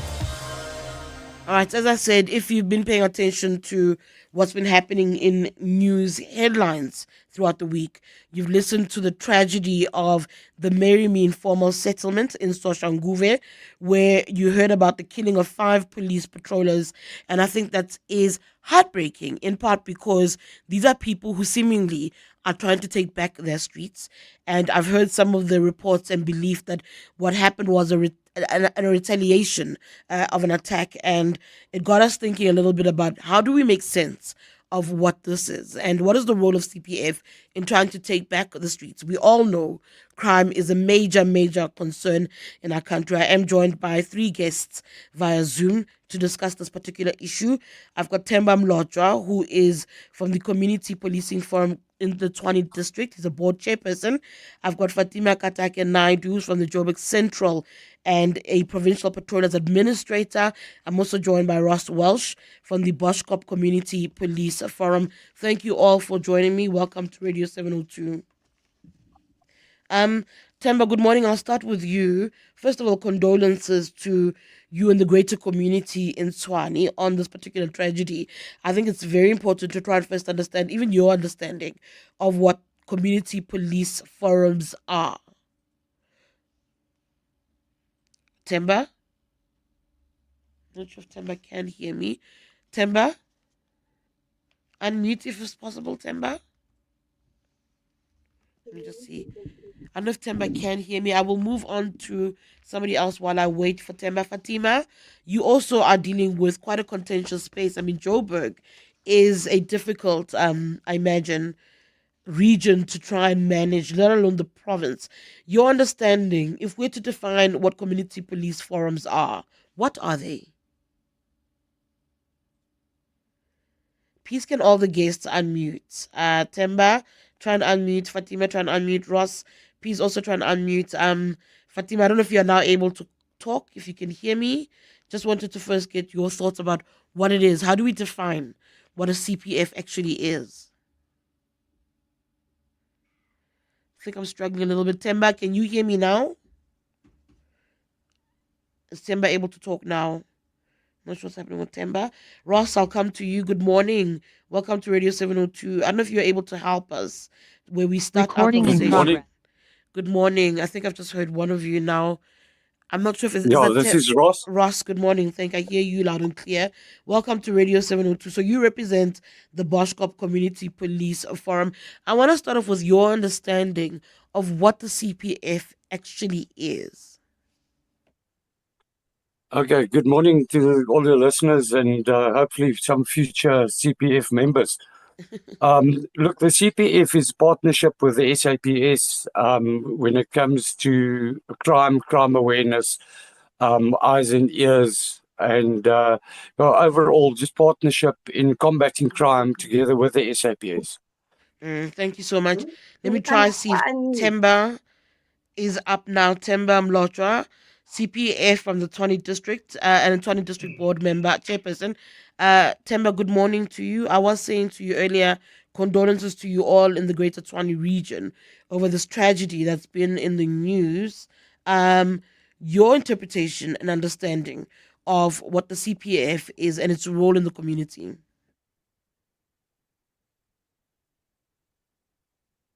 I still can't get Temba at all. Is Fatima's line clearer? Fatima, can you hear me? Good morning. Good morning, everyone. Good morning. Thank you so much for... Okay, can carry on. Thank you for joining us. That's all I was saying to you is good morning. Thank you for joining us. But let's speak about your interpretation of what the CPF is and its work. Thank you so much for having me and for the opportunity given on the platform. Basically, CPF structure consists of the provincial CPF board clusters, station CPF forums, and CPF sub-forums. The provincial board comprises a cluster board with their own executive appointments, which assist in our local police stations so that we can reduce crime. Thank you so much for that. You speak about working with all these different factors in order to try and reduce crime. Ross, what would you actually say to people I see I've got Temba. Let me actually welcome Temba first. Temba's now on the line. Temba is from Tshwane, as I said. He's part of the Tshwane District Board. He's a board chairperson. He's also the CPF there. Temba, welcome to Talk Radio 702. Good morning.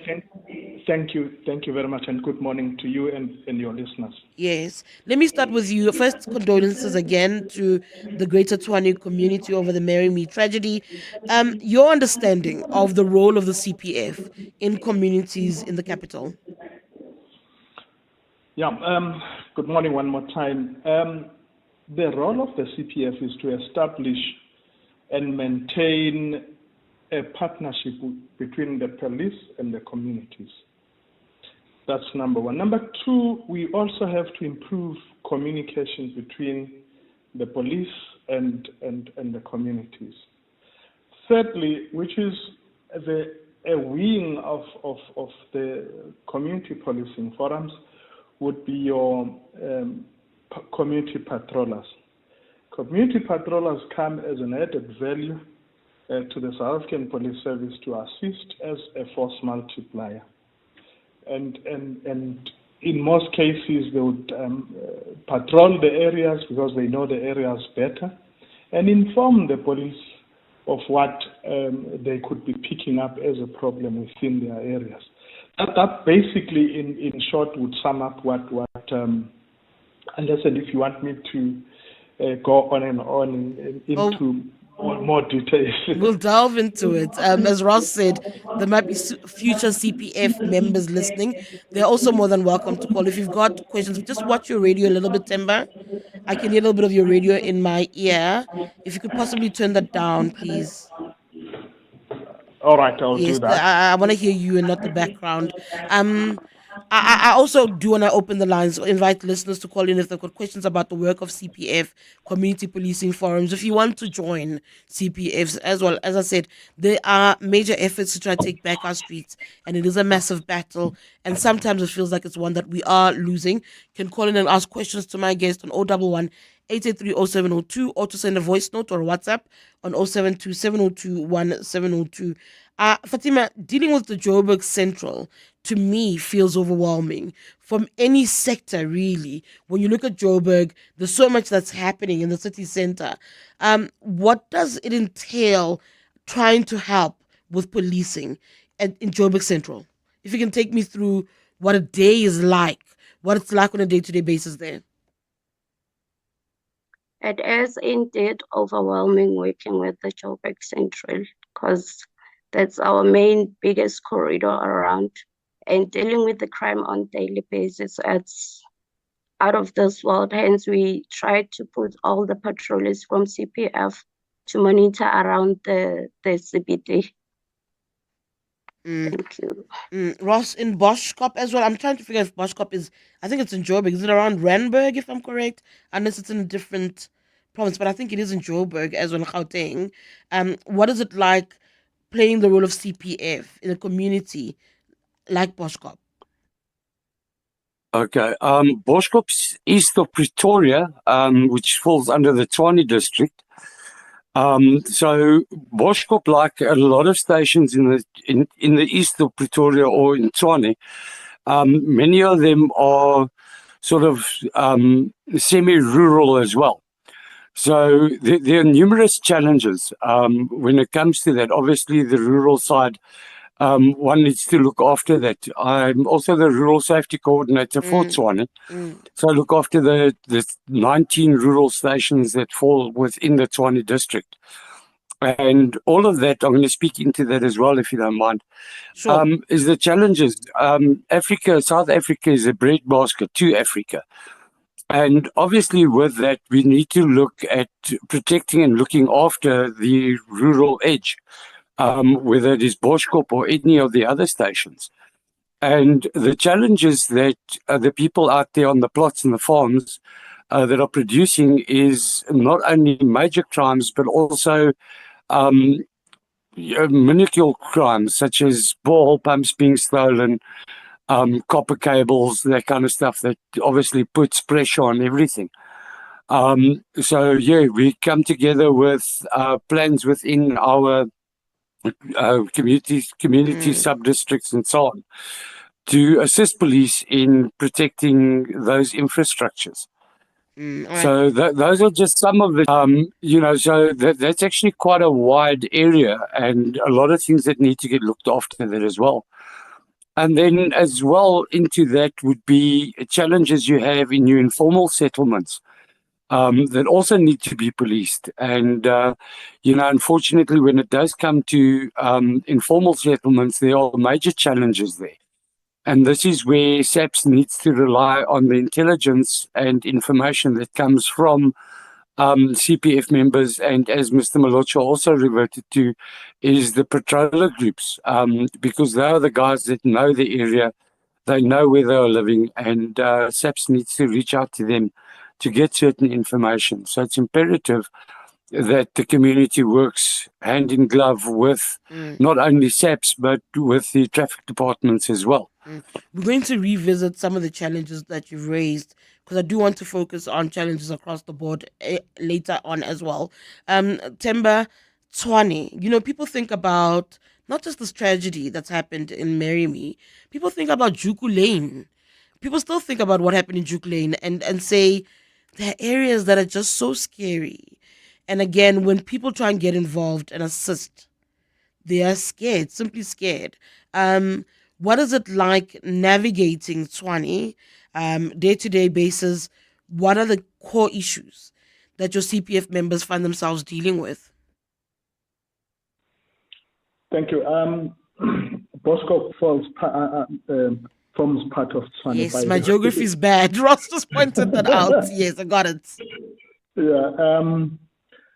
Juku Lane, I would like to say we've tried as much as we could. When I mean we, both the police and the community policing forums tried to stabilize Jugulayne.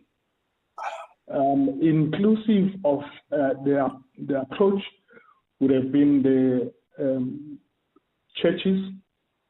We have what we call in the area a multi-faceted approach, which would include your churches, your schools, everyone. Jugulayne, I would say to you, crime has gone down. We left with a few areas that are still of concern as Ross said. Your informal settlement. Marry Me is one thorn in the flesh, wherein the communities do not allow the police to come and patrol the area. When the police vehicle drives in, they start throwing stones at the police vehicle. And that tragedy that happened is actually regrettable.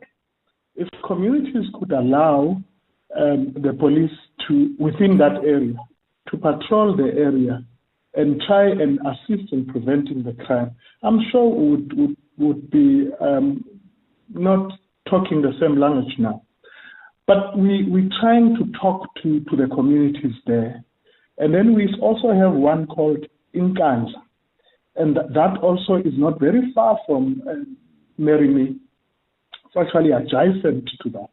That's another area where you do find no-go zones, and people are not allowed to go in. The police are not allowed to go in there. If they go at night, they throw stones.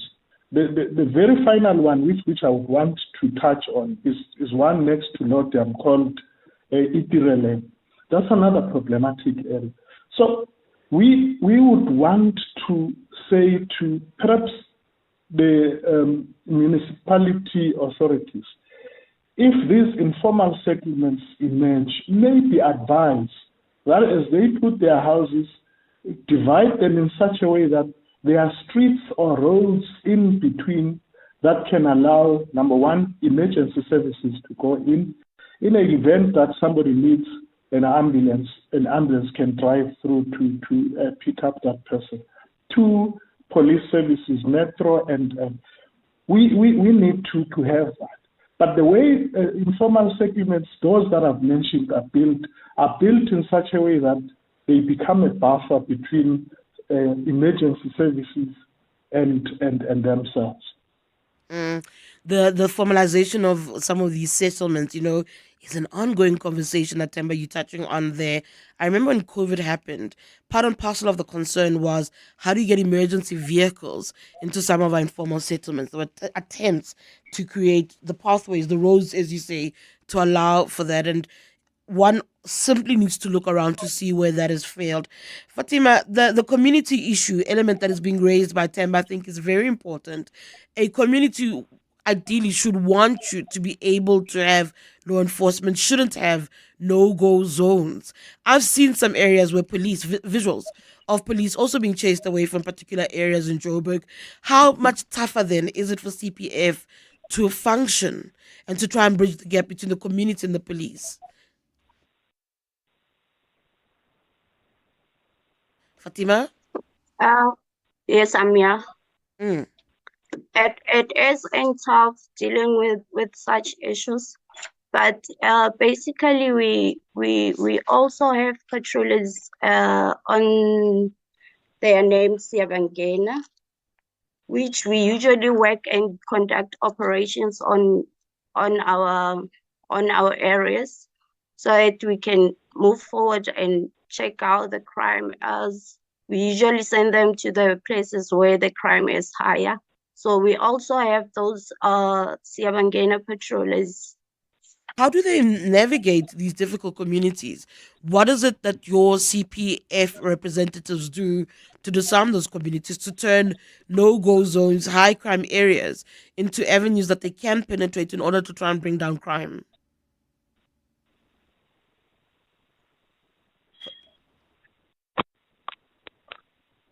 Fatima? I think I'm struggling with Fatima's line a little bit. Ross, that issue of trying to penetrate communities. How do you go about it from a CPF point of view, where there's enough buy-in, where you don't have them throwing rocks at police, or rather anybody trying to help to bring lawlessness into a particular area? Yeah, that's quite a difficult one. Obviously that is area specific. Some areas are very open to that. At the end of the day, one wants a crime-free area. You want to be able to go to the shops, have women and children moving to the shops and back without risk of being robbed or abused, or, any crime committed against them will then obviously come to an end. And that is the ultimate goal here, is looking after our communities and our community members and the vulnerable, putting that down there as well. Unfortunately, the criminal aspect does not want that there. And these are the people that are making it lawless and makes it very, very difficult. So education is king at the end of the day. When we get more CPF members, more patrollers getting together, and we start outnumbering the criminals, that obviously will have a ginormous impact in any affected area. Unfortunately, that is difficult. In your informal settlements, that becomes even more difficult. Like Temba said earlier, is roads and access is a major problem. So it all comes down to imbizos, community engagements, all that kind of stuff, trying to educate people on how to make their lives better and safer for each other. And more people that get involved and start understanding what one's trying to do there. People, that's also part and parcel of the CPF, is the partnership between SAPS and the CPF. Is we have got direct access to members of our community because us ourselves are community members. Unfortunately, people don't understand that, and this is where it becomes an issue. And it's all got to do with breaching that gap, utilizing talk shows like this to put the word out there and say to people, listen, we are here to help you. Help us to help you. Join our movements. Help us get this thing. And let us work together to push the criminal aspects out. Unfortunately, it's a very, very difficult task. Yeah, it sounds like it, Fatima. I think your line is back up. I was asking you earlier on, how do you convince the communities to be receptive to the CPFs in their areas? I've seen visuals of police being chased out of particular areas in the Joburg CBD, for instance.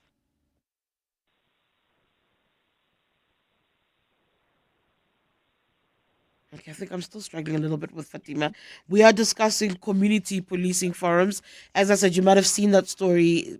I think if you watch the news at all, the tragedy where 5 patrollers were gunned down, were killed in the Merryme informal settlement in the most brutal of ways, by the way, which to many community members was an attempt to send a particular message. There is a back and forth around an attempt to take back the cities. And as Ross pointed out earlier, that the criminal elements will do what they do. Temba earlier saying that there are areas where sometimes when authorities go in to try and assist, they're met by community members that are trying to help with rocks. They're being thrown rocks. And so how do you assist in such a situation? I don't know if there are people who are listening who want to become CPF members, who are looking at their communities and want to make a change. Please call in if you've got questions so that they can answer, they can help you. I will also ask them what you need to do to become a CPF member. But first, I want to go to headlines. Here is Maggie Mulapo. It is 10:30. Thanks, Tshidi. Good morning. We begin in the Western Cape, where a 16-year-old terror suspect is expected to appear before the Atlantis Magistrates Court today following an alleged plot to attack the Cape Town International Airport and a nightclub in the Cape Town CBD. The Hawks believe the minor was recruited by a terrorist organization. The teenager has been charged with the contravention of the Protection of Constitutional Democracy Against Terrorist and Related Activities Act. The National Prosecuting Authority will reveal this morning why it's not opposing bail in the multi-million rand tender fraud case against a dodgy family. Yesterday, 7 people appeared in the Pretoria Magistrates Court on 330 counts of fraud and money laundering involving a contract to supply South African police officers with furniture. One of them is a 69-year-old Devi Sigamani who is serving a 10-year sentence for accepting SASSA old age grants while her company scored millions in SAPS tenders. And well wishes are pouring in for King Charles after he was admitted to hospital amid his cancer treatment. The Buckingham Palace says he experienced temporary side effects during his cancer treatment. Those are the headlines, this Eyewitness News and more at 11 o'clock or as it happens. EWN Traffic. A very good morning. The early morning hustle and bustle has died down. Just some isolated incidents, particularly with traffic lights. You will not find any pointsmen at intersections where roads are still slippery and wet. This is for their own safety reasons. So the responsibility will fall on you to treat those as 4 stops. Keep a safe following distance in Midrand, K101 and Allendale Road, Old Pretoria Road and Olifantsfontein Road, in Alexander Township at Far East Bank Drive and Marlborough Drive, Bryanston, Winnie Mandela Drive and Sloane Street, as well as North Riding at the N1 at Malibongo Drive in both directions. Similar issues persisting in the nation's capital. Traffic lights are causing a delay in Centurion, Midstream Drive and Nelmapius, Weeda Park at the R55 and Reimter, as well as Brooklyn at Jan Shoba Street and Linwood Road. Please drive with care and be kind. Next traffic update will be in 32 minutes or as it happens. There's more EWN on air, online, and on the EWN app. At Zero, we know there's nothing small about small business. It's starting from scratch. It's the 9 to 5 and the 5 to 9. We don't think of you as small, we think of you as self-made.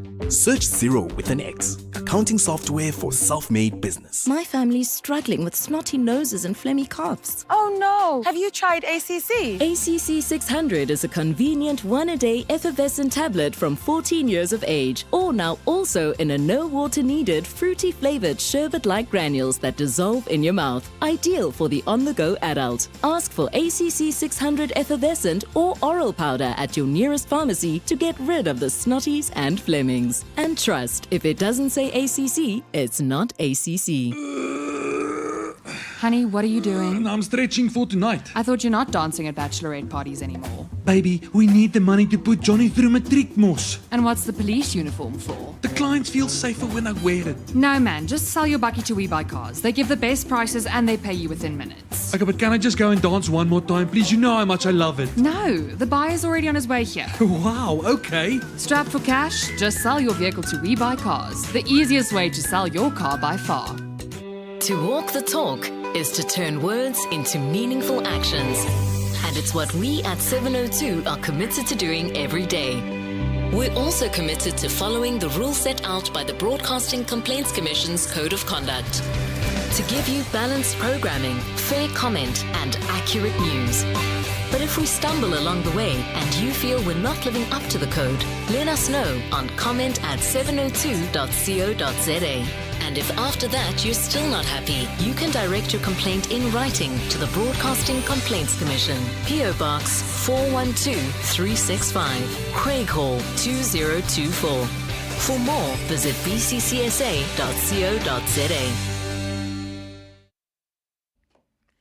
If you're balancing the books like a pro 1 minute and then running off for some last minute supplies in the next, you are definitely a small business owner. MTN gets it. SME owners wear many hats brilliantly. That's why MTN and 702 want to celebrate all the incredible SMEs of Gauteng for being such a vibrant force in SA's economy with the 702 Small Business Awards brought to you by MTN, because MTN is here to help the SMEs make the moves they need to grow. Visit primediaplus.com now, enter your SME or nominate an awesome small business and they could be a finalist in the 702 Small Business Awards brought to you by MTN. Today, we make moves. T's and C's and more on primediaplus.com. 702. Let's walk the talk on 92.7 and 106 FM. It's 10:35. You're listening to Across the Desk, Tshidi Madia, standing in for Clement Manyathela. We're speaking about Community Policing Forum. What are your questions? What are your thoughts? What are your interests in the world of CPFs? Do you see any CPF members in your neighborhood?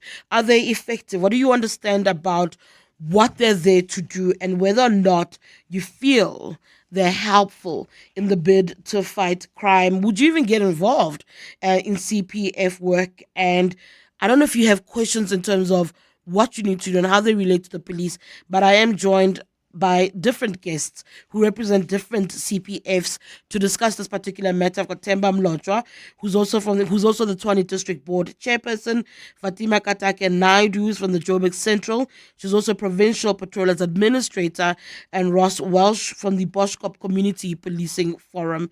That's what we're discussing. You are more than welcome, as I said, to send voice notes or to ask questions. 0727021702. That's for voice notes. If you've got questions, 011-883-0702. The one thing that I'm realizing is you all are very quick to flag the difficulties, and I'm seeing the difficulties. What are the goods, though? That's also what I wonder about as far as the CPF work is concerned. I'm hoping some of you will tell me that there's something really remarkable in taking up the participation. I see I've got on the line Lucas Mbokazi. Before I come back to the guest, let me give Lucas Mbokazi a hearing.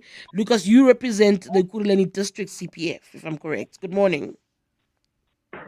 Good morning. Thanks for having me. Yes, I'm representing Ekurhuleni District as a secretary. And what is it like in the East? I live there. We worry about crime, but I do see CPF members quite often, even if I leave in the dead of the night or early in the morning. What is it like managing CPFs and navigating the crime-fighting space in the east of Joburg? Yeah, thank you. In terms of managing our patrollers, remember the patrollers program is part of our support system, where the patrollers are coming together to patrol our area. But the patrollers, it must be noted, they are regulated. They need to follow a certain criteria in terms of patrolling. They need also to be compliant with the law. So in order for you to qualify, you need to meet all those criteria in order to be in good standing for patrolling in our community. All right, thank you so much for that. In terms of the challenges on your end, quickly, Lucas, what do you deal with in the East? Okay, in terms of challenges that we have in terms of patrolling, we have mushrooming patrollers group that are not complying with the CPF regulations. Those groups are formed, by individual community members. They don't come and register as patrollers in our police stations. As a result, you find them performing activities, differently from what we are expecting. Some of them will patrol in certain areas, and then they will be donated money by the community members and perform their functions. But the problem that we are experiencing at the moment is that those community patrol groups, if they are not registered as CPF members, we find it difficult when they get injured on duty or when they die on duty. We find it difficult, to assist in terms of making sure that the family members, they don't carry the burden. All right. So hence we are encouraging patrol groups that they need to join CPF, they need to be screened, they need to be registered with the community safety database, so that if all these things are happening, we can be in the position to rescue them. All right, thank you so much. That's Lucas Mbokazi, who's out in Ekurhuleni, is the Ekurhuleni District CPF Secretary. Ross, the issue of regulations and the issue of police support, can you shed more light on that relationship between CPF members and their local police stations in terms of how they support the work being done by CPF? Yeah, thank you again. Look, it all comes down to relationships. And I've got to say that the relationship between CPF and the SAPS is very, very good. You know, we've got so many success stories that we can lead into. You asked none of the success stories, and you can actually look into that as well. So yeah, the partnership is there. It is very good. It is very strong. There's a lot of support from the SAPs towards towards the CPF structures. So yeah, that partnership is there. It's strong and it works incredibly well. Success is if you go and have a look at areas, coming back to Boschkop, for instance, at a stage, the crime was rife in the area, specifically in the rural area. There were armed attacks, there were home invasions. It was a terrible place to live for a while, a couple of years back. And the community was living in fear. The CPF came together, we put groups together, we started patrolling our areas together with SAPs, SAPs giving us backup, and we reduced that crime to nearly nothing, except for your smaller crimes. But major crimes, home invasions, that kind of stuff, in the Boschkop area specifically has come down to nearly nothing. So that's just one of the successes. That's good news. That's good to hear. Yeah, I can go through numerous places, but that's exactly it. It's that partnership that is so very important. I'm glad you're saying that the partnership actually works. Temba, in terms of resources, what are resources somebody needs as a CPF member in order to do their jobs? And are they well resourced? Are you resourced by community safety in the province, or do you yourselves as the group get the resources you require to do the job? Yeah, the CPFs are resourced. Much as resources may never be enough and adequate, but there is a move by government to resource CPFs. We have seen CPFs getting transport, getting your computer equipment to be able to do reporting, to be able to be transported from point A to B. Patrollers are having transport.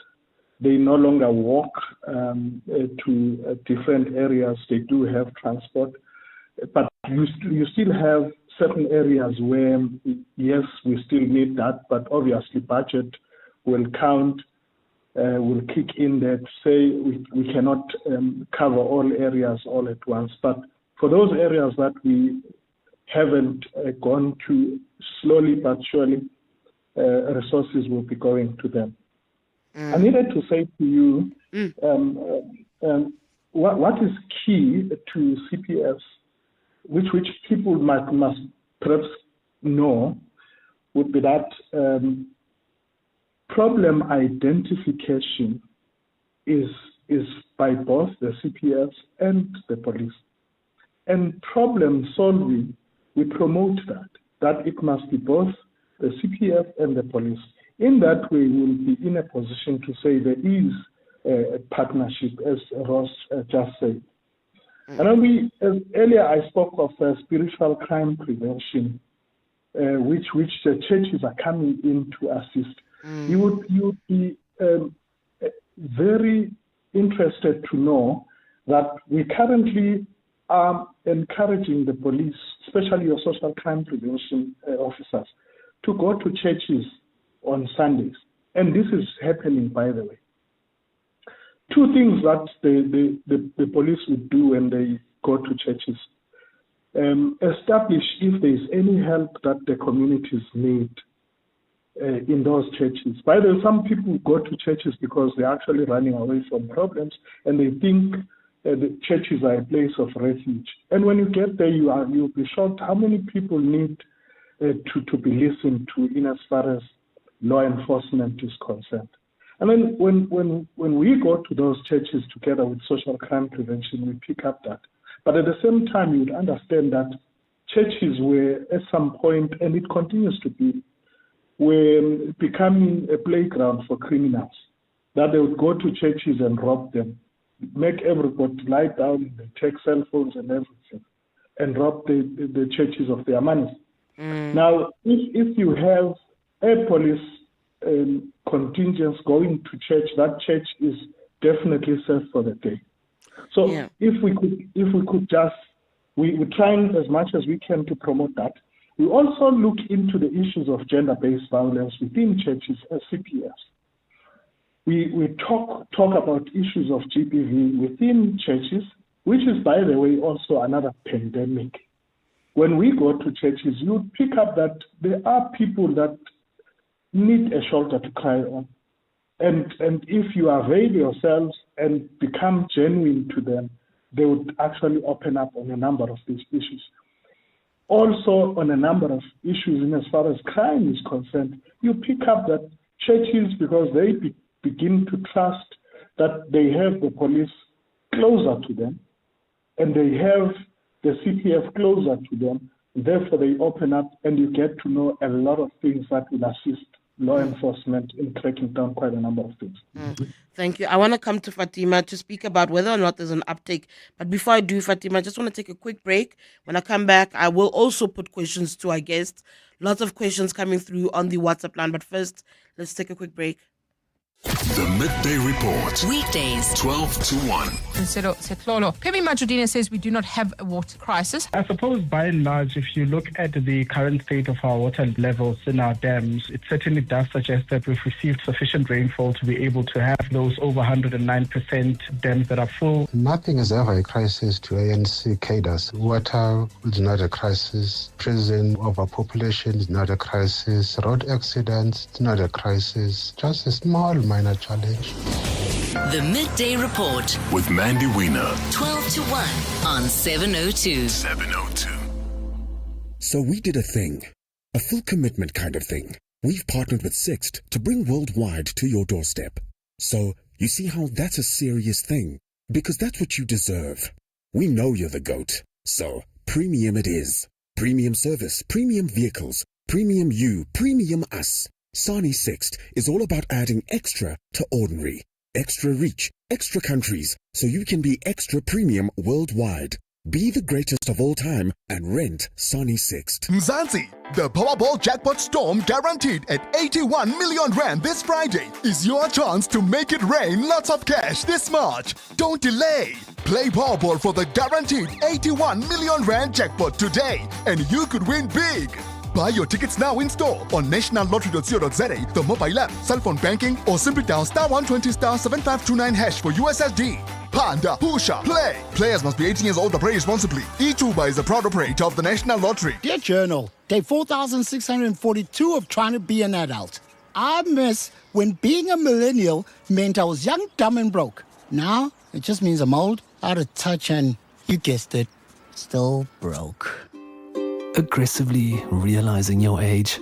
Get covered at pineapple.co.za. It's simple and like 19 Rand a day, so it's 100% the insurance for you. Underwritten by Old Mutual Alternative Risk Transfer Insurer Limited, licensed non-life insurer and authorized FSP. Premiums are risk profile dependent. Save thousands on our mega deals at Dial-A-Bed with up to 35% off. The 40 Winks Active Zone Extra Firm Queen Set is reduced to 11,499, and the Sealy Celebration Queen Set is now only 8,999. Trust us with your dreams and trust us to always bring you SA's best mega deals. Plus, get fast delivery on our best sellers. Dial-A-Bed. Sleep for life. Let's face it, in this country, small business owners wear many hats, and they wear them brilliantly. That's why MTN and 702 want to tip our hats to all the incredible SMEs of Gauteng for being such a valuable part of our communities and a vibrant force in SA's economy. At the 702 Small Business Awards, brought to you by MTN, because MTN is here to help grow their businesses and move them further. Go to primemediaplus.com now, enter your SME, or nominate a small business doing big things in the 702 Small Business Awards, brought to you by MTN. Today, we make moves. T's and C's and more on primemediaplus.com. Join us. Let's walk the talk. This is 702. We are speaking community policing forums, joined by three guests. Themba Mlotshwa from the Tshwane district, Fatima Katake Naidu from Joburg Central, and Ross Walsh from Boschkop. What does it take? How do you participate? I am going to go to your questions. I'm seeing a lot of them. Fatima, I was asking you about the uptake earlier on. How much of an interest do you actually see from a provincial perspective even of people interested in establishing CPFs in their communities or becoming CPF members? Thank you so much once again. I'm back. Thank you. Focus on community policing.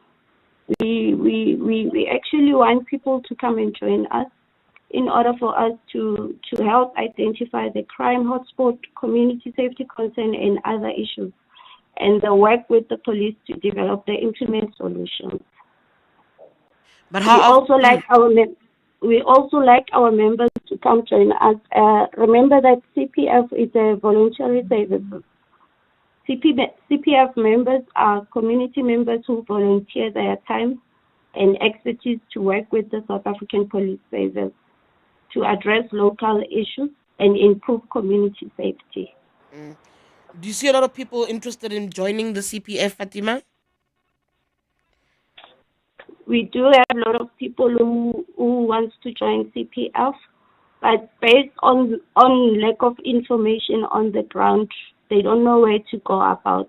So I think it's high time we implement something, maybe to distribute the message out there so that we can have a lot of patrollers, because some areas they encounter a lot of violence and crime in their areas, but they don't know where to go and what to do.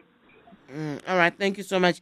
I am going to go to your voice notes and your calls to put questions and comments on this particular topic. Let's take a listen to some of your thoughts. Hi there, Nicole here. We've got an incredible CPF team in Kempton Park. I was chatting to the head of the CPF a while ago. They have ongoing fundraising efforts like flea markets and all kinds of things, simply because they're very poorly funded. One of the things that he mentioned was that some of his patrollers on the ground don't even have bulletproof jackets. And yeah, imagine they get shot at. I think funding for them is the biggest issue. Bye. Thank you so much. Hi, morning, Tshidi. Tell me, these patrollers, do they have a direct communication with the local police station, or do they have to call when there's a crime? Do they have to call like the normal way, the way a community member will call 10-111, or do they have direct communication? Tabange. Thank you so much for those voice notes. Temba, I'd like you to maybe answer the first one, Nicole's comment about bulletproof vests. I mean, you said that there are resources and those that aren't there are coming, but you don't have things like bulletproof vests. Maybe again, going back to the question of what you have in resources, your view on that quickly. Yeah, they don't have a bulletproof vest as yet, but it is something that we actually looking into. To say they need to have bulletproof vests, I know it has been in our discussions to have that given to our community patrollers. All right. Yeah, and it has become very urgent now. Ross, a question from Tabang about how you communicate with the police. Do you call in regularly? Is there a direct line to the police station when you are encountering an emergency or a situation that needs police attention? Yeah, I'll answer that very directly. Each and every patroller, when you are on duty, you have got a direct line to a SAPS member. And 99% of the time, you've actually got a SAPS member working together with you. So, yeah, you do have direct access to SAPS. We do obviously share private telephone numbers with each other. And in that way as well, you got one telephone direct call to them. The thing is, and what separates CPF from everything else, is the accountability. We are accountable 100% to SAPS, and then as well as to the laws of the country. You may not operate without a SAPS member being on duty with you and in your direct vicinity. So the answer is very simple: direct contact with SAPS at all times. While I've got you, Ross, I just want to keep you on quickly. I want to go to the WhatsApp line. Rodney from Pretoria East says, may you please ask Mr. Ross why they don't include us as plot and farm workers in the fight against crime? Oh, that there is hands down our biggest challenge in the rural areas, is bringing the employees from plots and farms together. It is a very, very difficult task. We've tried in Boschkop ourselves for numerous years to actually bring the employees together. Ultimately, they're the guys that are moving around on the property. They see everything there. So yes, definitely, that is a project that we're going to look into, is bringing the labor force to the CPF. Thank you so much for that. Temba, another WhatsApp that's coming up on the line. Anonymous says, I've experienced problems where the partnership between the CPF and the police have been a problem. A lot of the CPF members are police wannabes and think they're above the law where their behavior is concerned, and you battle to lay charges because of the camaraderie between them. I mean, Ross did say earlier on that there is a really good relationship between the police and CPF members. Anonymous is actually saying that that relationship is often used for wrongdoing. Well, sometimes, not often, sometimes doesn't necessarily serve the community. Yeah. It would be very difficult to answer that question without specifics. One needs to know exactly what could have happened at that particular time. But one would want to say relationships, like any other relationship, you will always find hiccups here and there, but we continue to strive to get them better. We would want to have a better relationship, and we strive towards that kind of a realization. And we will always do that. All right. Thank you so much, Temba. Fatima, very quickly, my parting shot is to you. I think I've lost Fatima. I just wanted to speak about a quick uptake. Ross, I'll come to you very quickly. A last question, and very briefly, how do people take up membership? How do people become CPF members? You just go to your nearest police station and ask for your CPF office, and they will assist you from there. We also do inductions based on joining the program. And then we also don't want patrollers with a criminal record. All right, thank you. If you have a criminal record, you can work with us. Thank you. Short and sweet. Thank you so much. That's Fatima. Thank you to all my guests. Temba Mlodra from the Tshwane District Board. He's the board chairperson. Fatima Katake Naidu from the Joburg Central. And Ross Welsh from Boschkop Community Policing Forum. Is your skin itchy, flaky, red or discolored? You may have a fungal skin infection. Turbane cream treats a variety of fungal conditions like athlete's foot, which causes itchy, red or discolored and peeling skin on the feet or toes. Jock itch, which affects the groin area as an itchy and scaly rash. And ringworm, which causes a ring-shaped rash with itchy skin. Turbane is different to some other antifungal creams. It works by directly killing the fungus, so you only need to use it once or twice daily, usually for 1 to 2 weeks.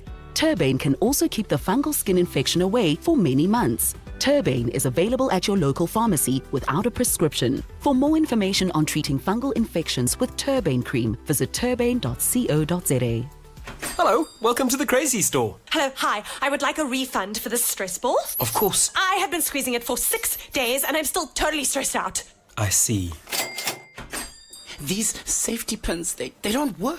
I pinned them to my pants, but they don't make me feel safe. Can I exchange them for this pepper spray? No problem. The Crazy Store. Our quality promise means we'll replace or refund any of our products that you are not happy with. When you need a bucky for business, you want tough and reliable and a proper warranty. Kia's K2 Bucky comes with an unlimited kilometer 5-year warranty. So you get to drive 982,407,020. Let's just say you can drive for a gazillion kilometers. With up to 40 grand cash back, your business can go further with a Kia Bucky. Kia, movement that inspires. This is EWN. Good morning, I'm Mikey Malapo. We begin in the courts where the lawyers of corruption-accused politician Nosiviwe Mapisanqakula have accused the state of giving them the runaround over the disclosure of documents.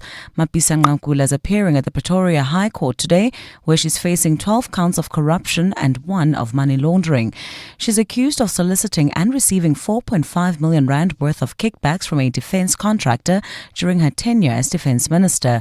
The matter returns to court today following a 3-month adjournment to allow the state to hand over documents requested by Mapisanqakula's lawyers. However, defense lawyer Reg Willis says the state has not disclosed Section C of the police docket, which is the investigation diary.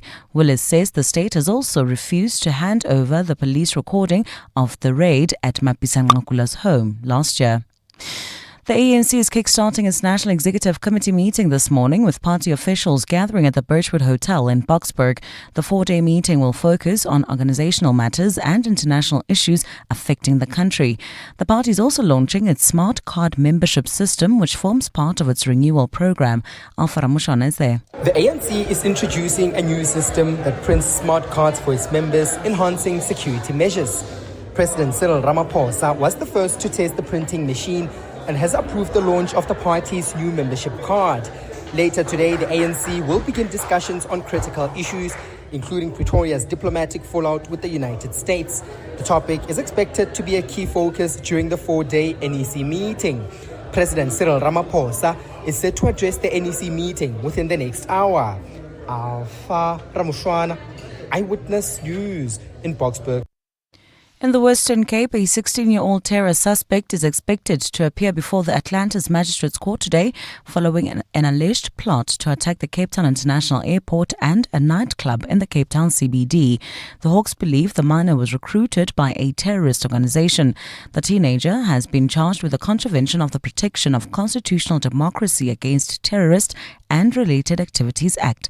Ntutuzela Nene reports. The Hawks say in December 2023 it received information that the teen was planning at least 2 terror attacks in Cape Town. Investigators believe the 16-year-old was lured and radicalized by a terrorist organization. A search and seizure warrant were executed at a house in Melbourne, but no explosive devices were found. Several electronic devices, including a PlayStation, computer equipment and a cell phone were seized for analysis. The Hawks' investigation revealed the teenager participated in social media chat groups and was recruited to be an extremist. It was also established that he allegedly recruited another individual to help him destroy a statue at the Melbourne Catholic Church by beheading it and defacing it by spray painting unfamiliar slogans on it in November 2023. Ndutuzelo Nene, Eyewitness News. Members of the Umphakathi Wesizwe organization are not optimistic about a positive response from Joburg Mayor Dada Morero after demonstrating over housing needs. The group from Soweto marched to the mayor's office yesterday demanding RDP placements among other housing issues. Officials from the mayor's office accepted the organization's memorandum of demands with 7 days to respond. One of the marchers, Xolani Mafiba, says this is not the first time they're calling for intervention from the mayor. We are sick and tired. We really need the mayor to come himself and address the situation. The mayor cannot, when he always come here, he runs away. That's not acceptable. RDP applicant Maria Mahlangu, who started the process in 1996, says she's worried she'll die before she gets a house for her and her grandchildren. I live with 3 children who are orphans in my shack, and even there where I'm renting, I'm being chased away because they want to build something. On the weather front, motorists have been warned to be extra cautious on the roads today following heavy rains in parts of Johannesburg. Flash flooding was reported in low-lying areas, causing traffic to be heavily backed up. The South African Weather Service says heavy rain and thunder can be expected. Spokesperson Venetia Pakula. So the rain, we're expecting it on and off for most of the day. We have also issued a yellow level 2 for disruptive rain. So today it's more widespread, 80% chance of showers and thunder showers on and off for most of the day. And well wishes are pouring in for King Charles after he was admitted to hospital amid his cancer treatment. The Buckingham Palace says he experienced temporary side effects during his cancer treatment. The palace has moved to reassure the public that this is just a minor bump in a road that is heading in the right direction. The 76-year-old has cancelled all his meetings.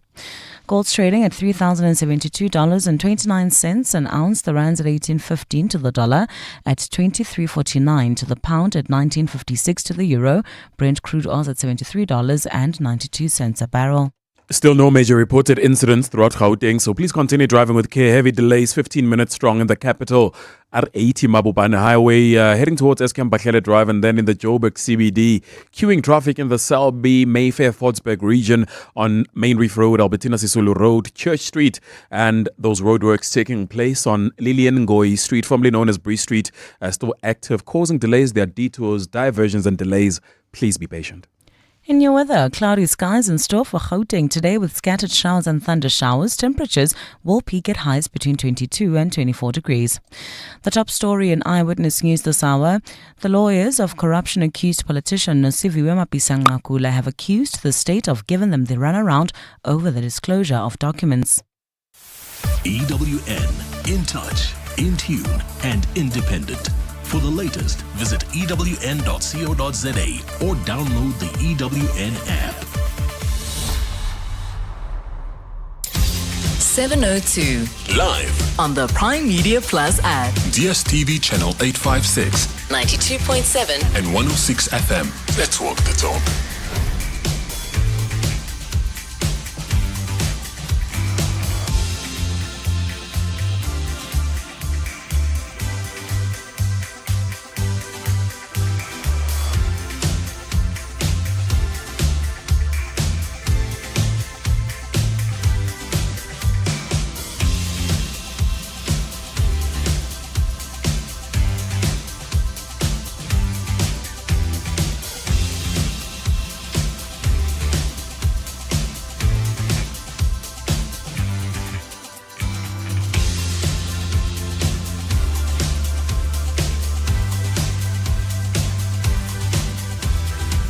Seven minutes past 11, the Clement Manyathela Show, Tshidi, Madia, standing in for Clement. I'll be with you until 12 o'clock when the midday report rolls in. Of course, on a Friday, it is the sex focus that comes on between 11 and 12. It is adult radio. Make sure your little ones, your littlies are not listening. Today, we are going to try and make sense of financial and female domination as a kink. We'll be speaking to Lisa Welsh, who's a sex educator and founder of Save That Spark, to understand what is it, how does this fetish manifest in the world of BDSM. So we'll get a little bit of a better understanding. I also want your participation if you've got questions around feminine domination and financial domination. I've never heard of it until now. The lines to call in for that is 011 883 0702 072 700 072 702 1702 for voice notes and WhatsApp. Let's have this conversation. Join us. Let's walk the talk.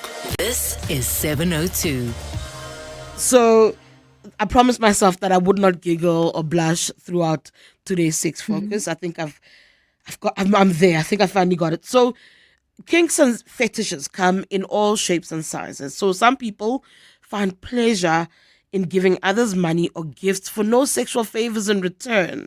I find it so fascinating. So this practice is what they call financial domination, or findom. It's apparently a unique power exchange dynamic where one person, often called a pay pig or a cash slave, willingly submits their financial resources to a dominant partner, sometimes without any physical interaction at all. Have you ever? I've never heard of this. Findom exists within the broader world of femdom or female domination, where women take on authoritative, controlling roles in BDSM dynamics. So Lisa Welsh is on the line. She's joining us via Zoom to speak to us about what all of this is, to try and understand financial and female domination. Lisa, of course, is a sex educator and founder of Save That Spark. Good morning, Lisa. Welcome to Radio 702. Good morning, Tshidi. How are you? It's great to be connected and talking about such an interesting topic today. I'm very good. I think today, as I said, it's the first time I stand in for Clement, and it's a sex focus, and I'm not giggling or blushing. I think mostly because I'm absolutely intrigued. I'm fascinated by this topic. But I want to start in the broader umbrella. You know, when we speak of BDSM and we speak about bondage, submission, and dominance, one thinks it's one thing. But let's start there, because that's the broader umbrella term I understand. What is BDSM? Yeah, BDSM, it's a big, broad term. So it's actually like a whole load of terms put together. So it's bondage and discipline, dominance and submission, sadism and masochism. So that's a whole load of different things. People who like to be tied up, people who like to be spanked or spank people who like to be dominant, submissive, receive pain, give pain. Like it's a whole broad spectrum. But also it doesn't have to be quite as scary as a lot of people think. It can also just be, psychological control. It can also be sensory play, sensory deprivation. Like it comes in all shapes and sizes and flavors. And how does female domination fit in? Because what we often see and what is often portrayed as far as BDSM is concerned is a woman clad in leather from head to toe with a whip. And people assume that's what female domination is. Is it really just that, or is there more to it?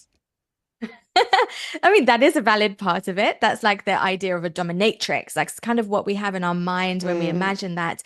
But female domination or femdom is simply a power exchange, consensually done. So both parties are agreeing, or all parties are agreeing, where the woman takes the lead in the bedroom or in sexual play. So it doesn't have to mean that she's wearing latex or leather or whips or chains or anything like that. It could be literally that she is leading and she is choosing positions and she is sitting on his face, for example. We did a whole chat about that before. So it's not one size fits all at all. And then how financial dominance fits into that picture. As I said, I've never ever heard of that phrase before. Where does it even come from? I don't know if you can help me understand this phenomenon, where it comes from, its origins, and how it's taken shape to becoming a thing.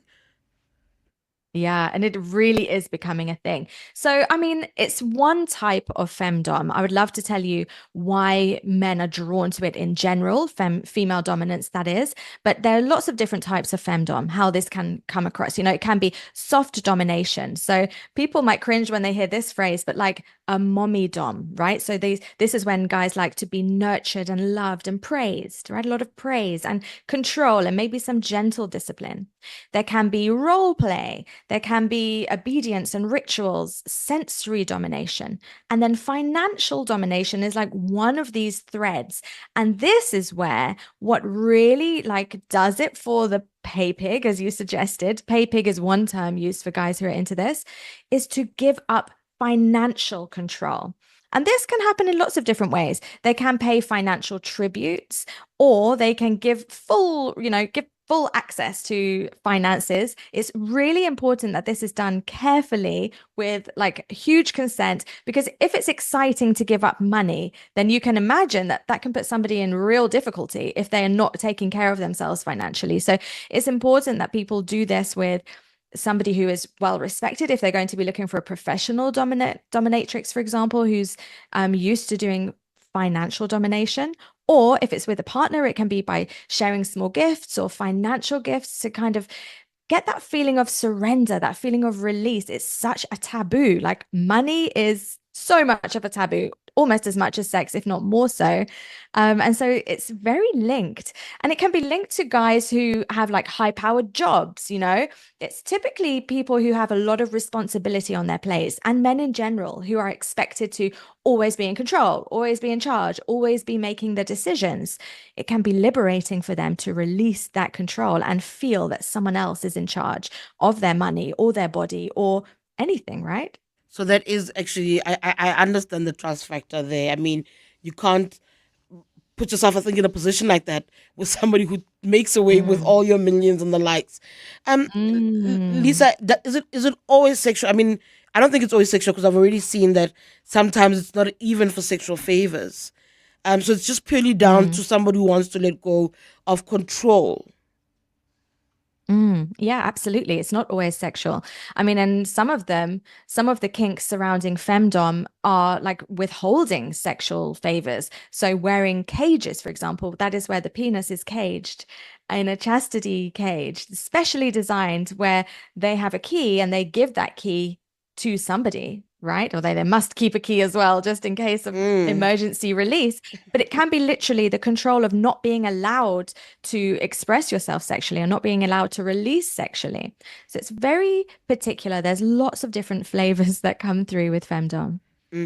I also want to get your thoughts about who's meant to be enjoying the process. Is it purely just about the person that it's being done to, the person who's submissive in the moment, or even the dominant person? How do they both derive pleasure from that? I do want listeners to also weigh in on this conversation.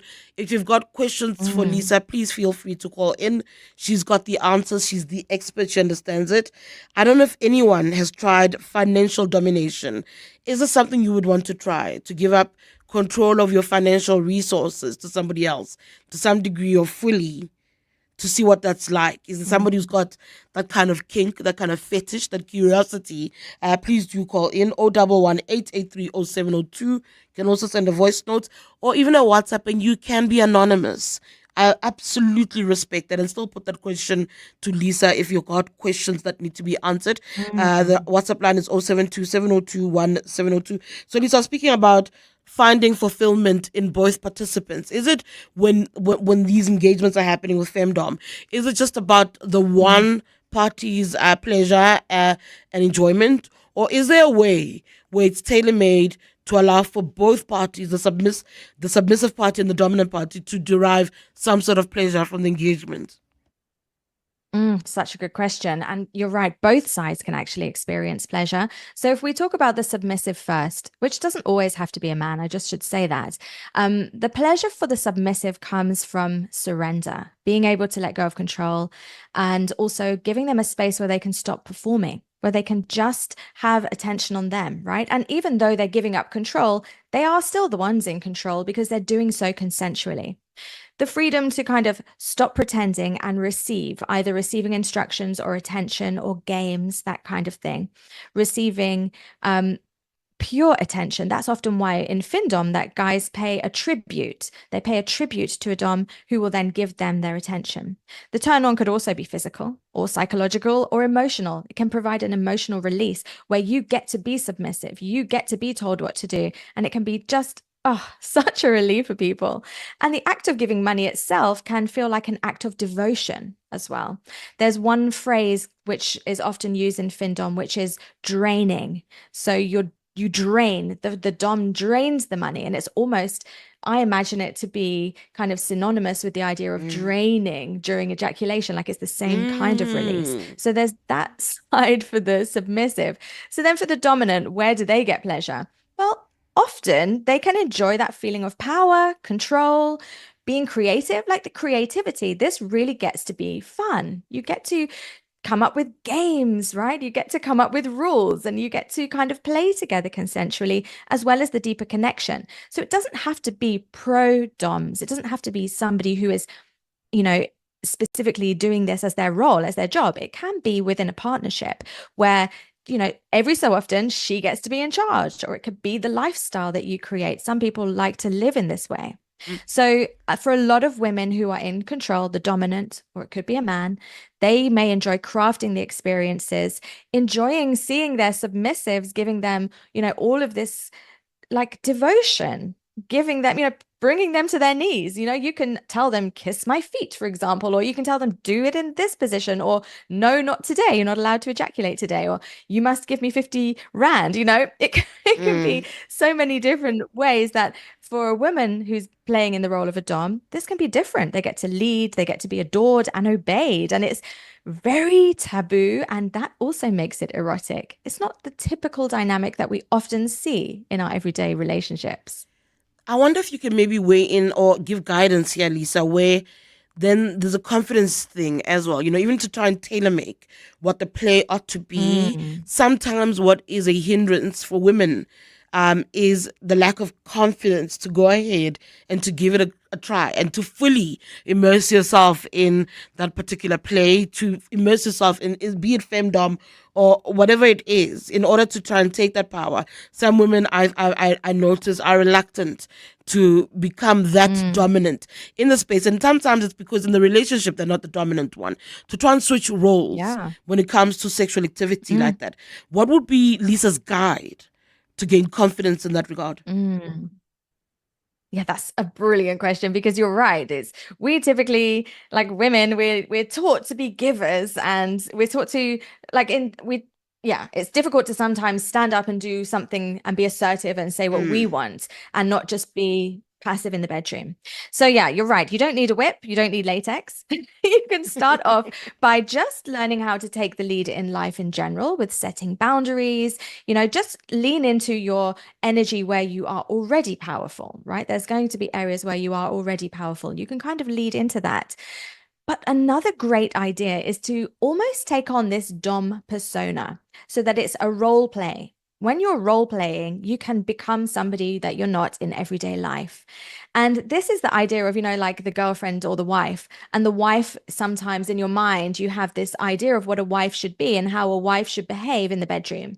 But if you allow yourself to kind of put on the girlfriend hat and do other things that, your partner is asking for, if he's asking to be dominated, then think, okay, how can I shift away from my typical role that I normally live into more of a dom persona, and see what feels right for you? Would you like to be a gentle dom who gives a lot of praise, a lot of love and structure? Or do you want to be strict and ask for, things to be really obedient? Otherwise there's going to be punishments or punishments. Or do you want to tease and deny and edge your partner? Or kind of playful? You can kind of choose the persona that fits you, right? So it doesn't have to be that you're being somebody you're entirely not. And it doesn't have to be perfect. You don't have to have it all planned out.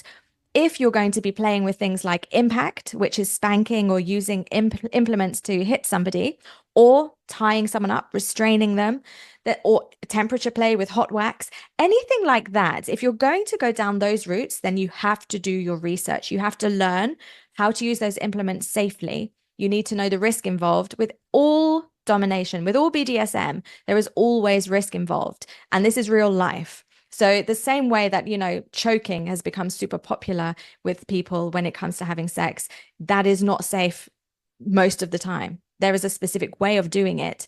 The same goes for tying up, using hot wax, all of these things, and certainly financial domination too. There are safe ways of doing it. So if anybody is curious about being dominated or dominating, yes, confidence is a big part. And one way that you're going to be more confident is by doing your research, so that you understand how to be dominant safely in a way that doesn't hurt anybody. I think it's also yeah, go on. No. There's a phrase that you'd use earlier. Is it punishment? Punishment. Yeah, it's a cute phrase. So they are playful punishments. Yeah, it's a very cute phrase. I have calls for you, Lisa. Got a couple of questions. I'm going to go to Sammy in Pretoria. Good morning, Sammy. You want to chat to Lisa? Yes. Good morning, Tshidi. Tshidi, how does this financial domination, how does it differ from female or male financial abuse? We see every day with most relationships where a woman will say to a man she practices financial abuse over him, if you don't give me money, I'm going to deny you access to your children. If you don't deny me money, I'm going to call you less of a man. You are not a man enough, this, that, and the other. Sometimes it ends up into physical assault and all sorts of things, forced restraining orders. How is this different? All right, thank you so much. That's Sammy out of Pretoria. Lisa, you raised a valid point. I mean, we are in an era where people speak of so-called gold digging and speak about how baddies are trying to take their money. And so there is this weird fine line. There's a thing, I don't know if you've heard of the phrase. In Pretoria, they speak of a phrase called mavoso. And it speaks about where you take somebody to bed overnight and in the morning you're demanding money, from my understanding of it. Wow. So that abuse of people's finances versus financial play in this case.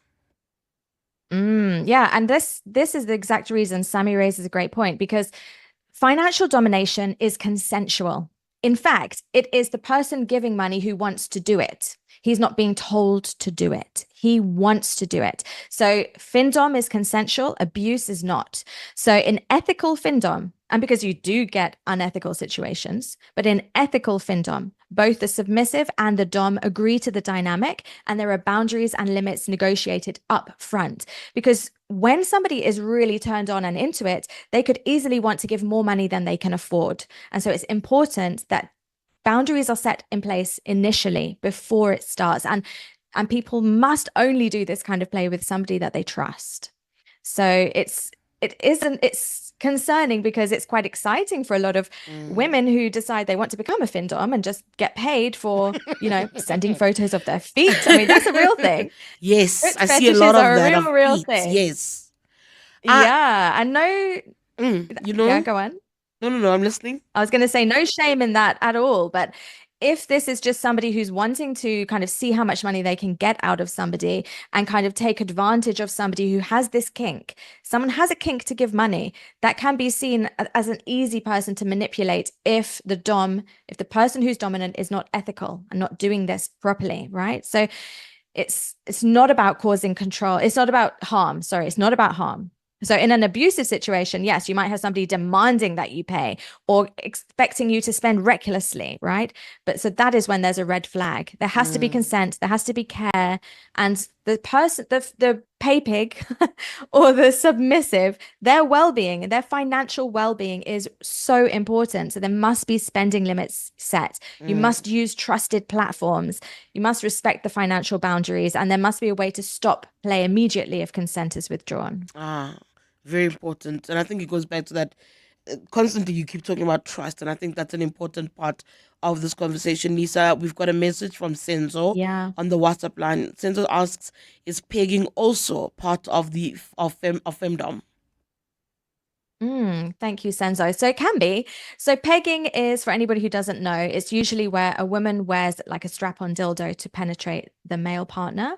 Anally. That's what pegging is. And it can be part of femdom, but it doesn't have to be. It can be part of everyday life for a lot of people. Lots of people love this. It doesn't have to be in the femdom category, but it does fit into the femdom category as well. Because for then some people, this is like the epitome of female domination because they are being dominated and penetrated. It can be incredibly pleasurable for the receiver. And there are wonderful tools as well that make it physically pleasurable for the giver as well. So that is certainly something that can fit into this category. All right, thank you. Tebogo in Pretoria, I want to take your question. I am recognizing that I'm not too far from headlines, so I'm going to take your question quickly, Tebogo, and then when we come back from the headlines, I'll ask Lisa to respond. What's on your mind? So I just wanted to understand in terms of somebody who is dominant in every aspect in their life, say my partner, whether it be financially, work-wise, socially, they're very dominant.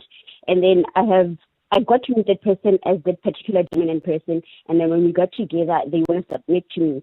And initially, it feels like some point of power for me. I'm happy with that, but I'm worried that will this be the rest of our life. So I wanted to ask from Lisa that, is it like a phase thing or is it going to be a constant thing? So you're asking if it's a constant thing or I struggled a little bit with your line, right? So if the woman is dominant everywhere else consistently, the concern is trying to bring them. The guy is dominant. Or the guy is dominant in every aspect of their life. But then when he gets home towards me, he is so submissive, whereby he is asking me in the morning, I cannot dress if you do not tell me what to wear. I cannot eat if you don't tell me what to eat. They submit in every aspect when it comes to me. So I love being in a position of conversation or the answer from Lisa. When we come back from the headlines, we are speaking on the different kinks and fetishes, focusing specifically on financial and female domination as a kink. I don't know if you've ever heard of that. Lisa keeps laughing when she mentions a pay pig, right? Speak about a person who is in this weird, unique power exchange dynamic where one person, there's another pay pig, or a cash slave, willingly submits their financial resources to a dominant partner. Sometimes this happens without physical interaction at all. I want your thoughts on these. And if you've got questions, Lisa is available to give you answers to those questions. I'll take an answer to them, of course, after the headlines. But for now, though, it is 11:30. Mbali Dlamini has got your headlines. Thanks, Tshidi. A very good morning. Lawyers for corruption accused Nosiviwe Mapisa-Nqakula have accused the state of giving them the runaround over the disclosure of documents. Mapisa-Nqakula is back in the Pretoria High Court today, facing 12 counts of corruption and 1 of money laundering. She's accused of receiving millions in kickbacks from a defence contractor during her time as Defence Minister. The ANC is kickstarting its National Executive Committee meeting this morning with party officials gathering at the Birchwood Hotel in Boksburg. The 4-day meeting will focus on organisational matters as well as international issues affecting the country. And City Power is working on restoring supply to several Johannesburg South suburbs which have been hit by an outage. This after the Orlando switching station tripped this morning. The switching station serves the Mondio, Nirvana, Eldorado Park, Industria and Aikenhof substations. Those are the headlines. This Eyewitness News and more at midday or as it happens. EWN Traffic. This EWN Traffic is brought to you by cars.co.za. Let's find what moves you.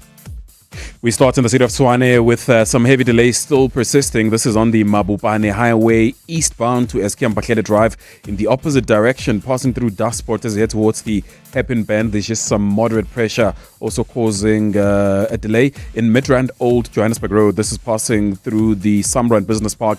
Has got some slow moving traffic. This is heading towards Glen Acres, leaving Centurion for Midrand. Once you are in Midrand, Dale Road in Glen Austin is also quite slow. So is Madiba Drive in Winnie Mandela Park. That's in Tembisa. Look out for those roadworks in Kempton Park, R21 southbound, just near the R25 exit. And in central Joburg, stop and go traffic around the Selby, Mayfair, Fortsburg region on Main Reef Road and the surrounding routes, while in Soweto, over half an hour delays. N12 East, passing through Eldorado Park, passing through the Elons interchange. Please be patient. I'll have your next traffic update in the next 30 minutes or as it happens. There's more EWN on air, online, and on the EWN app. Majestic handling. A V8 Cars.co.za. horsepower that is... Cars.co.za. This is very annoying. I'm trying to read a car radio advertisement.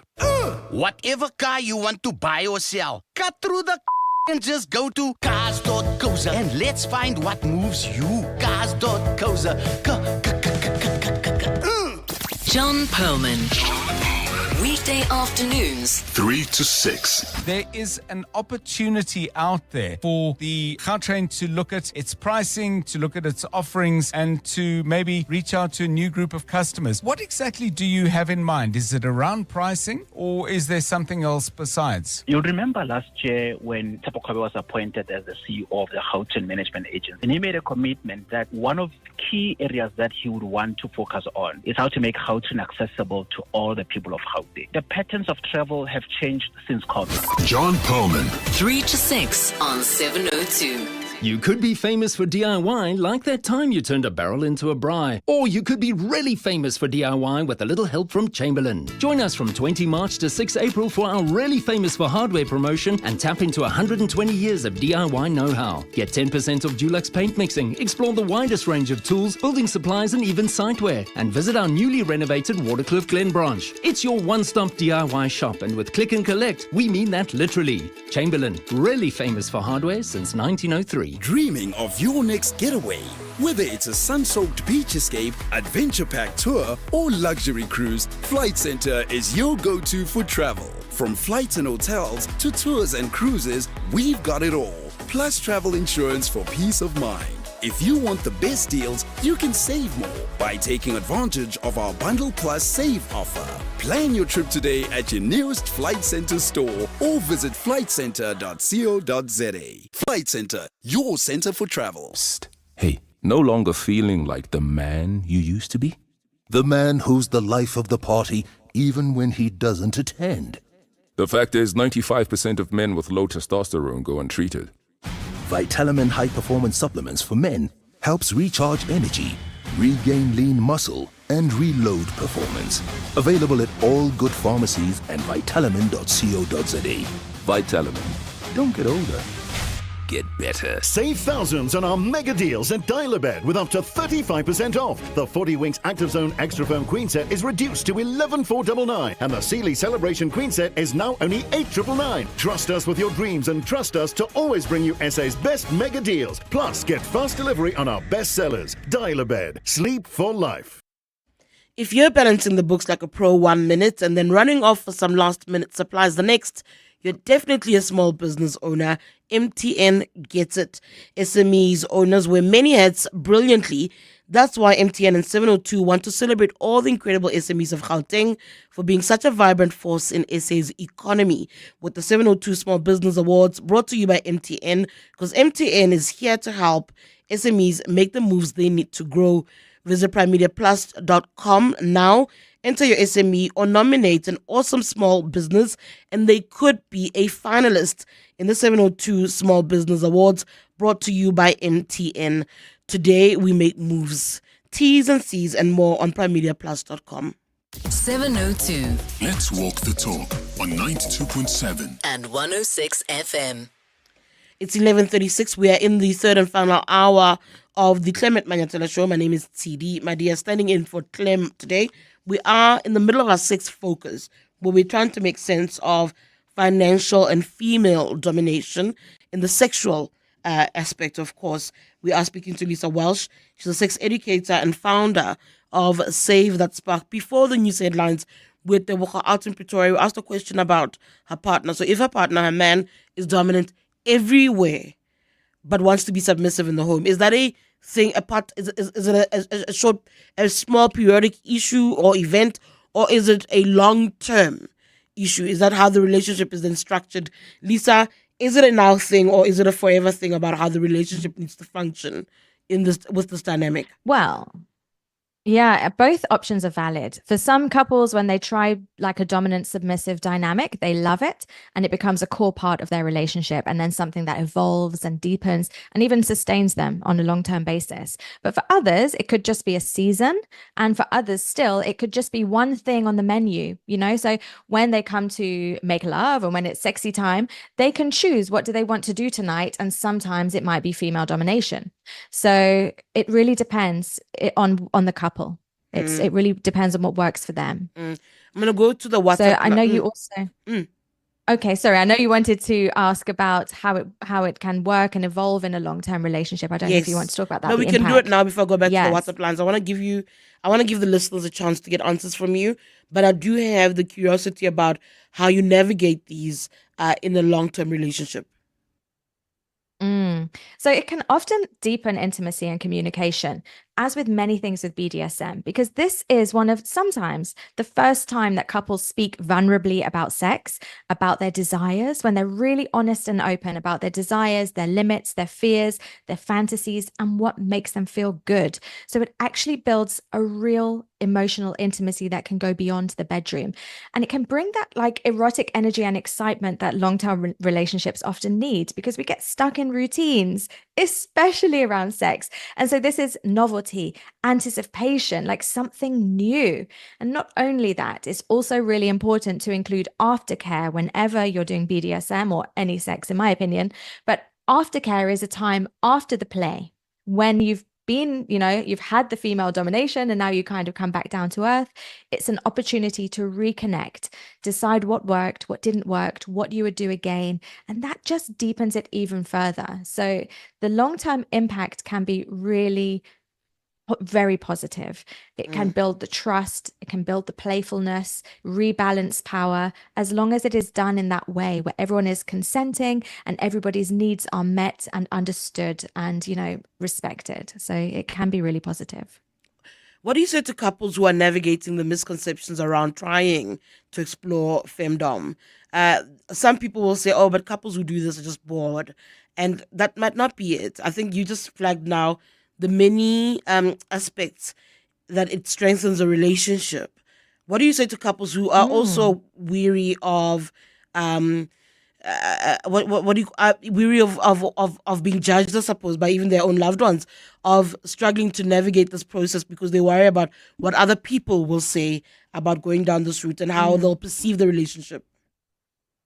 Yeah, well, I mean, really, we can't care about what everybody thinks. A lot of people may feel ashamed or embarrassed to tell their partner about it first, like to say, I would really love for you to be in control, or I'd really love for you to dominate me in the bedroom. It can be a lot to at least just come out and say that, but you could do this in baby steps. I'm talking about specifically within the couple now, to suggest that why doesn't she choose the pace? Why doesn't she go on top? Why doesn't she choose the position today, or she choose what we do? That is often a first step. Just give her the power to just make those choices. And then afterwards say, I found it really hot when you were in charge. So you're gradually building up to it to then say, actually, I'm really curious about trying this. How does that make you feel? I heard this thing on the radio today and it kind of was exciting. How would you feel about being in, a dominant? And then maybe discussing what kind of persona that could be. So that's within the couple. And then worrying about what everyone else thinks. I mean, you really can't. Nobody knows what goes on behind closed doors. Nobody should actually know what happens. I've always argued that nobody should know what happens in the bed of two people. It's none of your business, but fair point. On the WhatsApp line, someone says here, I'm an avid BDSMer. I love control, but I love it even more when I relinquish it and I'm at the mercy of my partner. There's a level of trust and safety required because he has to understand my limits. Just recently, I laughed when he tried to unbutton my dress when I had done enough for discreet viewing, and I smacked his hand and he burst out laughing. We certainly have a lot of fun. Communication is ultimate to great sex. And I think it is that where even the attempts and the clumsiness of the attempts are actually good for partnership building, strengthening the bond. Absolutely. And she made such a good point, because even though she's the submissive and she enjoys being a submissive, she still has control. She still has to consent to things. And that's by slapping his hand. She's saying, I still have my limit. And that is wonderful. And they both laughed. And that is great. It's such a great example of this. And why a lot of people enjoy being submissive is this thing called subspace, which is a kind of mental state that submissives can experience. So when there's a really intense scene of domination or any kind of BDSM erotic play, it's like a trance where they're so relaxed and blissed out because they trust the dominant, the boundaries have been set, there's a safe word in place, and now they get to just relax and enjoy the play. They don't have to do anything. They only have to do what they're told to do, right? Depending on what's already been agreed. And for a lot of people, that subspace is wonderful. It can help to release endorphins and oxytocin and just give this kind of psychological liberation. Another message on the WhatsApp line. In findom, the one who controls the money is the one who makes the demands. And how far can he or she take those demands? And if the demands were somewhat harmful, and then she or he realized this after the fact, how are parties protected from legal actions since the agreement is only verbal? Does it have to be only a verbal agreement? I mean, earlier you spoke about how key to this is consensus. So, yeah, there can be written contracts with findom. There absolutely can. So the person who is giving the money is the one in control. And it's important that the agreements are set beforehand, because like we've said, the person who's giving the money may get too excited and carried away and give too much. So if in that situation, the person who's receiving the money is demanding more than has been agreed, then yeah, I mean, I don't know the legal ramifications of that, but what I would recommend is that if you're doing this with somebody you don't know, for example, online, then use a platform that is trustworthy, because there are platforms that you could maybe have some recourse and actually speak about that. But I think it's really, really important that if you are somebody who's interested in being a cash slave or a pay pig, or you want to give money to somebody, then you need to take the time to build your own self-awareness. What is it that you want from this? What are your limits? And how are you going to safeguard yourself? Because as the submissive, you still have a level of responsibility to take care of yourself in all of these domination situations. I want to take a quick break, Lisa, but I want to come back and speak a little bit more about that online aspect of findom. So let's just take a quick break. I'll come back and I'll chat to you about that in a bit. Aubrey Masango. Weekday evenings, 8 to midnight. Our political parties in Parliament are not finding each other with regards to budget proposal by Enoch Kodongwane is going to be adopted as the official South African budget going forward. There is so much disagreement, particularly as it pertains to the issue of the raising of VAT by 0.5%. We don't have a budget. The danger of it rendering various departments non-operational as budgets get depleted is concerning. Aubrey Masango. 8 to midnight on 702. 702. The new Corolla Cross. Fill it with friendship. Fill it with... How's it, Brie? And... Sharp, bruh. Fill it with family. Fill it with... We're gonna be late. And... Coming now. Fill it with Harry Smith halfway stops. Fill it with... Lekker, nee. Fill it with life. With a new look exterior, including a geometric grille, panoramic view monitor, park distance control, a power boot kick sensor, and a spacious interior, the new Corolla Cross is filled with life. Hollywood Bets just made the weekend a whole lot bigger with the brand new Weekend Bonus Bonanza. Spin for big wins and stand a chance to win your share of 400,000 Rand in bonus spins. Bet 2 Rand or more on selected games every Friday, Saturday and Sunday and go for glory. So, what are you waiting for? Bet now. T's and C's apply. Hollywood Sportsbook is a licensed betting operator. Hollywood Bets supports responsible gambling. No persons under the age of 18 years are permitted to gamble. Winners know when to stop. South African Responsible Gambling Foundation toll-free counseling line 0800 006 008 or WhatsApp help to 076 675 0710. Mzansi, the Powerball Jackpot Storm guaranteed at 81 million Rand this Friday is your chance to make it rain lots of cash this March. Don't delay. Play Powerball for the guaranteed 81 million Rand jackpot today and you could win big. Buy your tickets now in store on nationallottery.co.za, the mobile app, cell phone banking, or simply dial *120 *7529# for USSD. Panda, Pusha, play. Players must be 18 years old to play responsibly. eTuba is a proud operator of the National Lottery. 702. Let's walk the talk on 92.7 and 106 FM. 11:47, the Clement Manyathela Show, Tshidi in for Clement Manyathela. It is the sex focus. We're discussing financial and female domination. We're speaking to Lisa Welsh, a sex educator and founder of Save That Spark. She's available if you've got questions. 011-883-0702. If you want to ask her questions via the call, so to speak to Lisa directly, or 072-702-1702 to send a voice note. If you want to keep it anonymous, I will protect you. I've got you. I've got your back. Lisa, let's speak about online. There seems to be a understanding or a view that findom or femdom relationships also actually thrive online. Does that mean then you could have an entire femdom relationship without without ever meeting the person, so you can remain anonymous in trying to find to pleasure yourself in this regard? Yep, absolutely. Yeah. This is often entirely online. There doesn't have to be any physical or sexual contact required. And that is because it's often psychological. It's a psychological thrill. For some people, it is humiliation as well. And that can be done verbally. They like to be degraded verbally or praised verbally. I mean, and with findom particularly, that power exchange of sending money can happen completely online. You know, there's just sending money across, and the whole excitement comes from giving up money. So yeah, there doesn't have to be anything else any more than just, and even though, you know, the Dom might be making a demand, that is part of the play because there have already been limits set. This is the ideal scenario. I'm almost weary of asking you, how do people go about finding communities? I don't know why. I thought I'd get through this segment without giggling. I'm sorry.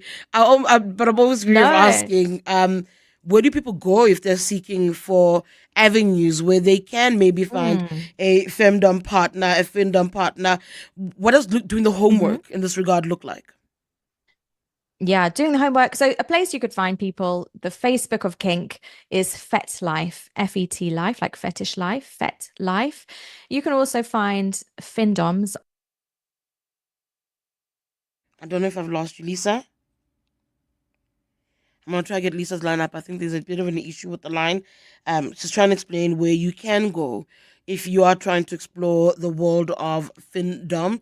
So to access particular avenues, there's Fets Light. I think it's Fets Light. Fets Light on Facebook. That's an avenue you can go to. I think that's an interesting part where she says you don't actually have to be physical as far as these relationships are concerned, that some of these can actually be done purely online, particularly this findom, this financial domination. That's what we've been speaking about, trying to understand where somebody gets satisfaction from giving up their money, allowing somebody to take their money. And I think that there are questions there around safety that I am seeing, where people are wondering, how far does it go? How do you set the perimeters? I am trying to get Lisa back up so she can maybe speak to us about that online. I think she's back with us now. Lisa, welcome back. We're speaking now. I'm just trying to figure out the crossover from online. We were speaking now about the different avenues and platforms one can go and explore online. The decisions one needs to make when they want to turn the online into the physical, when they want to move from the virtual engagement and get to meet said person and experience the kink and the fetishes physically in person. So just to reiterate, it was Fet Life, like life being alive. Yes, or life. Yeah, FETLIFE.com. Okay, thank you. Okay. So that's an online platform. So meeting somebody. So if we're not talking about our partner, if we're talking about going and meeting a professional who does this, then it's a great idea to do your research on that person and see if there are any reviews. Like ask to find out how do other people find working with them. Like on Fet Life, for example, you'll be able to read up how other people experience being in situations with that person. And then using platforms such as OnlyFans or Loyal Fans is a good idea for the financial domination, because those platforms offer some protections, and that's a good way to pay via the platform rather than paying directly into someone's bank account, for example. Again, that will just give you some level of recourse and a way to, you know, see if other people are also enjoying the same kind of experiences with the person that you're choosing. Now, if you want to take it to real life, that is a huge step, but there are people all around the country, all around South Africa, who actually do offer these services.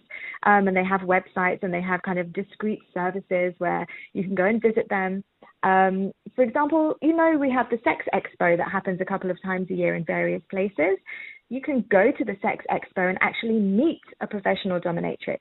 Mistress Salsa is one who's often there. So you can meet her. She often has her floggers and whips and things there, so you can like see what she does and have a little practice session in public. It's kind of all done fully dressed and playfully, but you can actually meet people in that way, you know, get a taster for it and see how you feel with that person. So I definitely recommend taking baby steps. You can also try going to parties like BDSM or kink parties where you get to be a part of the community, where you start to meet people and ask for recommendations. There's a lot happening in Cape Town like that. So do your research, ask around, and then see if you can get recommendations for who is doing this work and consensually and ethically to keep you safe, because risk is a real thing. Yeah, there's a question that's come through now as well, and I think you've kind of sort of touched over it, but I think it does no harm to reiterate the messaging. Trust and emotional connection are crucial to findom or findom, for that relationship to thrive. How do you build those with a stranger, virtually specifically? Yeah, it's again, I would say take baby steps and know that if you are the submissive, then it is important still that you are being responsible for taking care of yourself, of your own well-being, because there's only so much that somebody who is a dominant can inflict on you, number one, and two, I mean, that's maybe not the best choice of words, but only so much they can do when they're not physically with you. They also can't see when you're reaching your limit. So if you are not able to say your safe word, for example, then that is on you, right? You have to be able to manage your own limits. You also have to be able to manage your own aftercare, because the person who is a dominant can only check in with you online, say, how are you feeling? But it's up to you to make sure you have your physical needs met. It's up to you to make sure that you're resourced enough to show up to that experience, not exhausted, not drained, not psychologically in a really difficult place. You want to be strong enough. So you need to know that you are taking care of your own well-being first and foremost in an online situation, even more so. I mean, that's the case in all BDSM play. Each person is responsible for their own well-being, and each person has a responsibility for each other as well. But when it's virtual, you must be taking care of yourself and building that trust slowly. Because if you've never met this person, then maybe taking baby steps is the right way to go. How much are you willing to trust them with? How much are you willing to relinquish your control, understanding that you still need to take care of yourself at the end of the day or at the end of that session? Lisa, as I'm wrapping up, I want you to maybe just weigh back in on that safety aspect. The boundaries, you can have a safe word, but how do you avoid crossing the boundaries and reaching into a position of self-harm or even addiction? Yeah, that's a good one. So having boundaries, I mean, mistakes do happen, and sometimes we do cross the boundaries. And so often the traffic light system works well. So green means things are good, orange means we're getting close to my edge here, and red means stop. Everything must stop immediately. And so having that as a constant check-in throughout play, where the dom is asking the sub, how are you? And you can say, I'm green, Phil thinks this is green. Orange, okay, great, we're reaching an edge. What do we need to do to make this better? And red, everyone must respect that it ends immediately. So having that in place is one way of just having that check-in to make sure that the safety is implemented. As I mentioned earlier, it's understanding any tools that are being used as well, like knowing how to tie a rope before you just tie somebody up, making sure that you know the knots that are safe, for example. And sorry, what was the last part of your question? It is just about making sure that you avoid abuse or addiction, rather. I mentioned how do you make sure that you guard against becoming addicted? Well, that's a controversial one, because some people do think you can get addicted to sex or addicted to certain experiences, and other people think you can't. But what you would look out for here is if something is becoming a compulsive sexual behavior. And how do you know if something's becoming a compulsive sexual behavior is if you cannot live your life anymore because all you want to do is this. If you cannot go to work and you cannot, be part of your family because you are just so completely taken up with wanting to be submissive, right? But for a lot of people, for example, guys who like chastity, where they're wearing cages, you can wear your cage and go about your daily life. So that's not addicted. That's not a compulsive sexual behavior. So if somebody does suspect that they are dealing with a compulsive sexual behavior that is taking over their life and they can't control, then they must see a qualified therapist or a psychologist that can support them in that. And there are therapists that are specifically trained to help people to overcome these compulsive sexual behaviors. All right, thank you so much. That's Lisa Welch, a sex and pleasure educator. She's also founder of Save That Spark. Just handle exit. When I need on-the-go relief from a painful sore throat, I use Andalex C lozenges. It kills viruses and bacteria, reduces inflammation, and gives my mouth a burst of fresh flavor. Andalex, SA's #1 choice for a sore mouth and throat. Andalex C lozenges are available at all leading pharmacies and supermarkets. Just Andalex it. I am Rushan, and I run Rushan Tofi Financial Services, an accounting practice in Cape Town. In business, ignorance is not bliss. It's really important to know your finances. When you understand your numbers, you can make small changes that has huge impact on your business. We choose Xero, accounting software for your self-made business.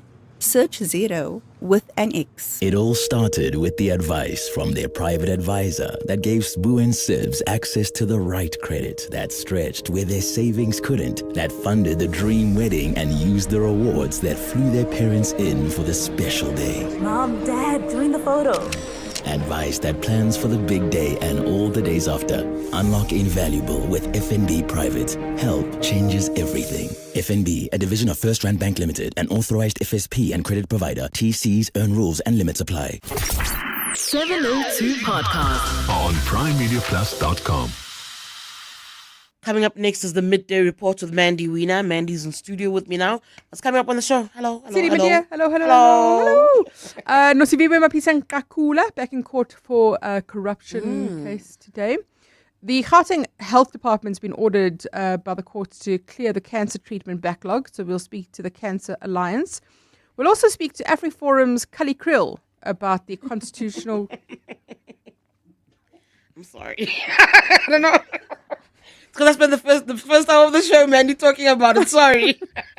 We'll speak to Kali Krill, if you'll still come on after this, to speak about the Constitutional Court's decision to not grant leave to appeal. Just to understand, he's saying that the Constitutional Court is using ideologies to interpret the Constitutional Court. So I want to understand that from him. The ANC's NEC meeting is underway. We'll hear from, I was going to say your fave, Dean McPherson. Dean is one of my faves. I've got so many. And then it's Friday. Tshidi, you can get this right. Sports and it's good news. Too. It's good things. Good things good news. Good things too. It's a Friday. Yes. Yep. Got it. Thank you so much. All of that and more coming up on the Midday Report with Mandy Weena. On my end, that's my lot. Thank you so much for tuning in. It's time now for your Eyewitness News Update with Mbali Dlamini. This is EWN. Good afternoon. I'm Bali Dlamini. Public Works and Infrastructure Minister Dean McPherson says the tide is starting to turn in the fight against the construction mafia.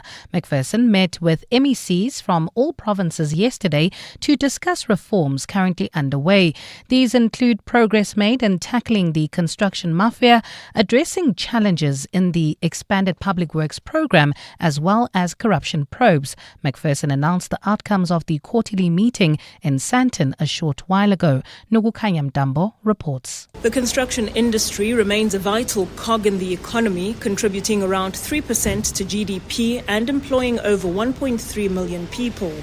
But construction mafias across the country continue to undermine infrastructure projects, impacting growth targets and service delivery in some parts.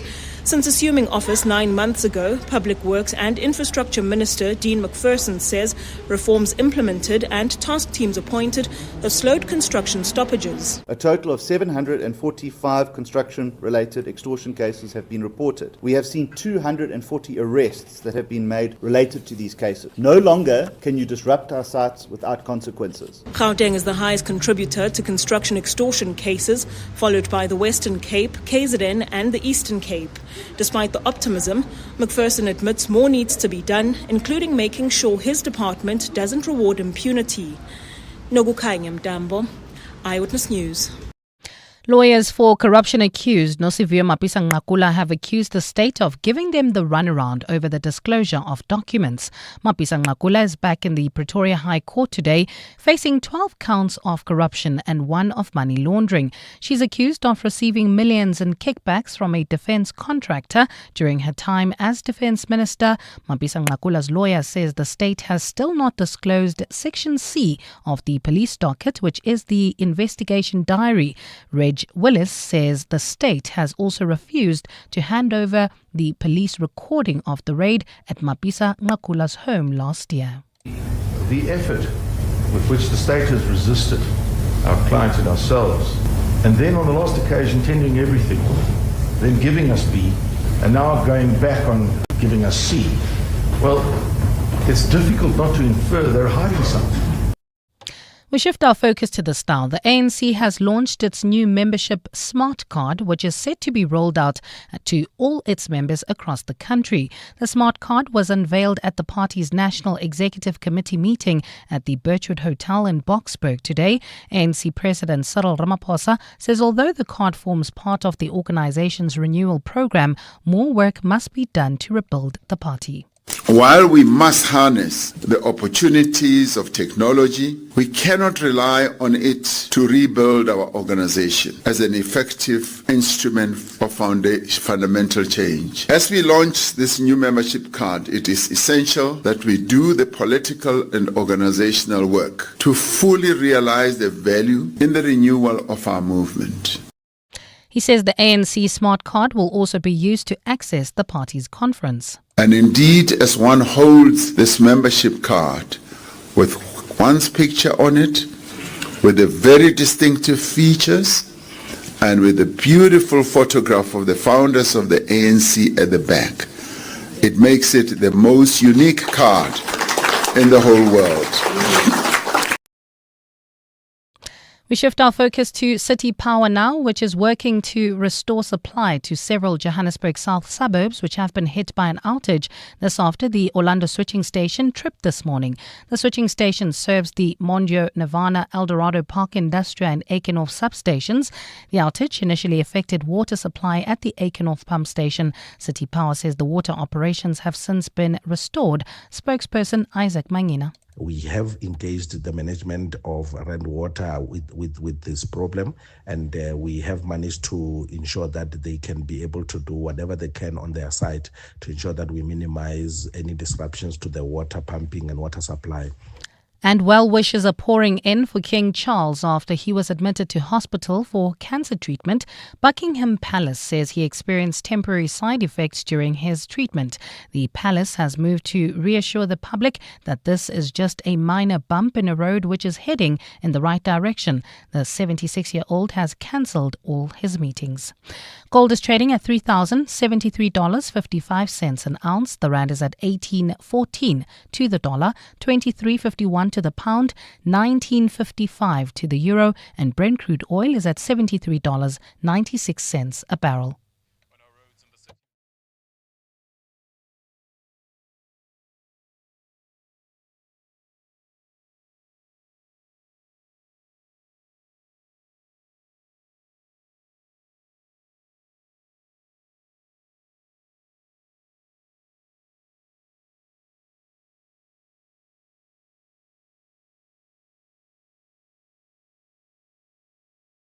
It's cloudy skies across Gauteng this afternoon with scattered showers and thunder showers. Temperatures have peaked at highs of between 22 and 24 degrees, while Cape Town is fine with a fresh southwesterly wind at a high of 27.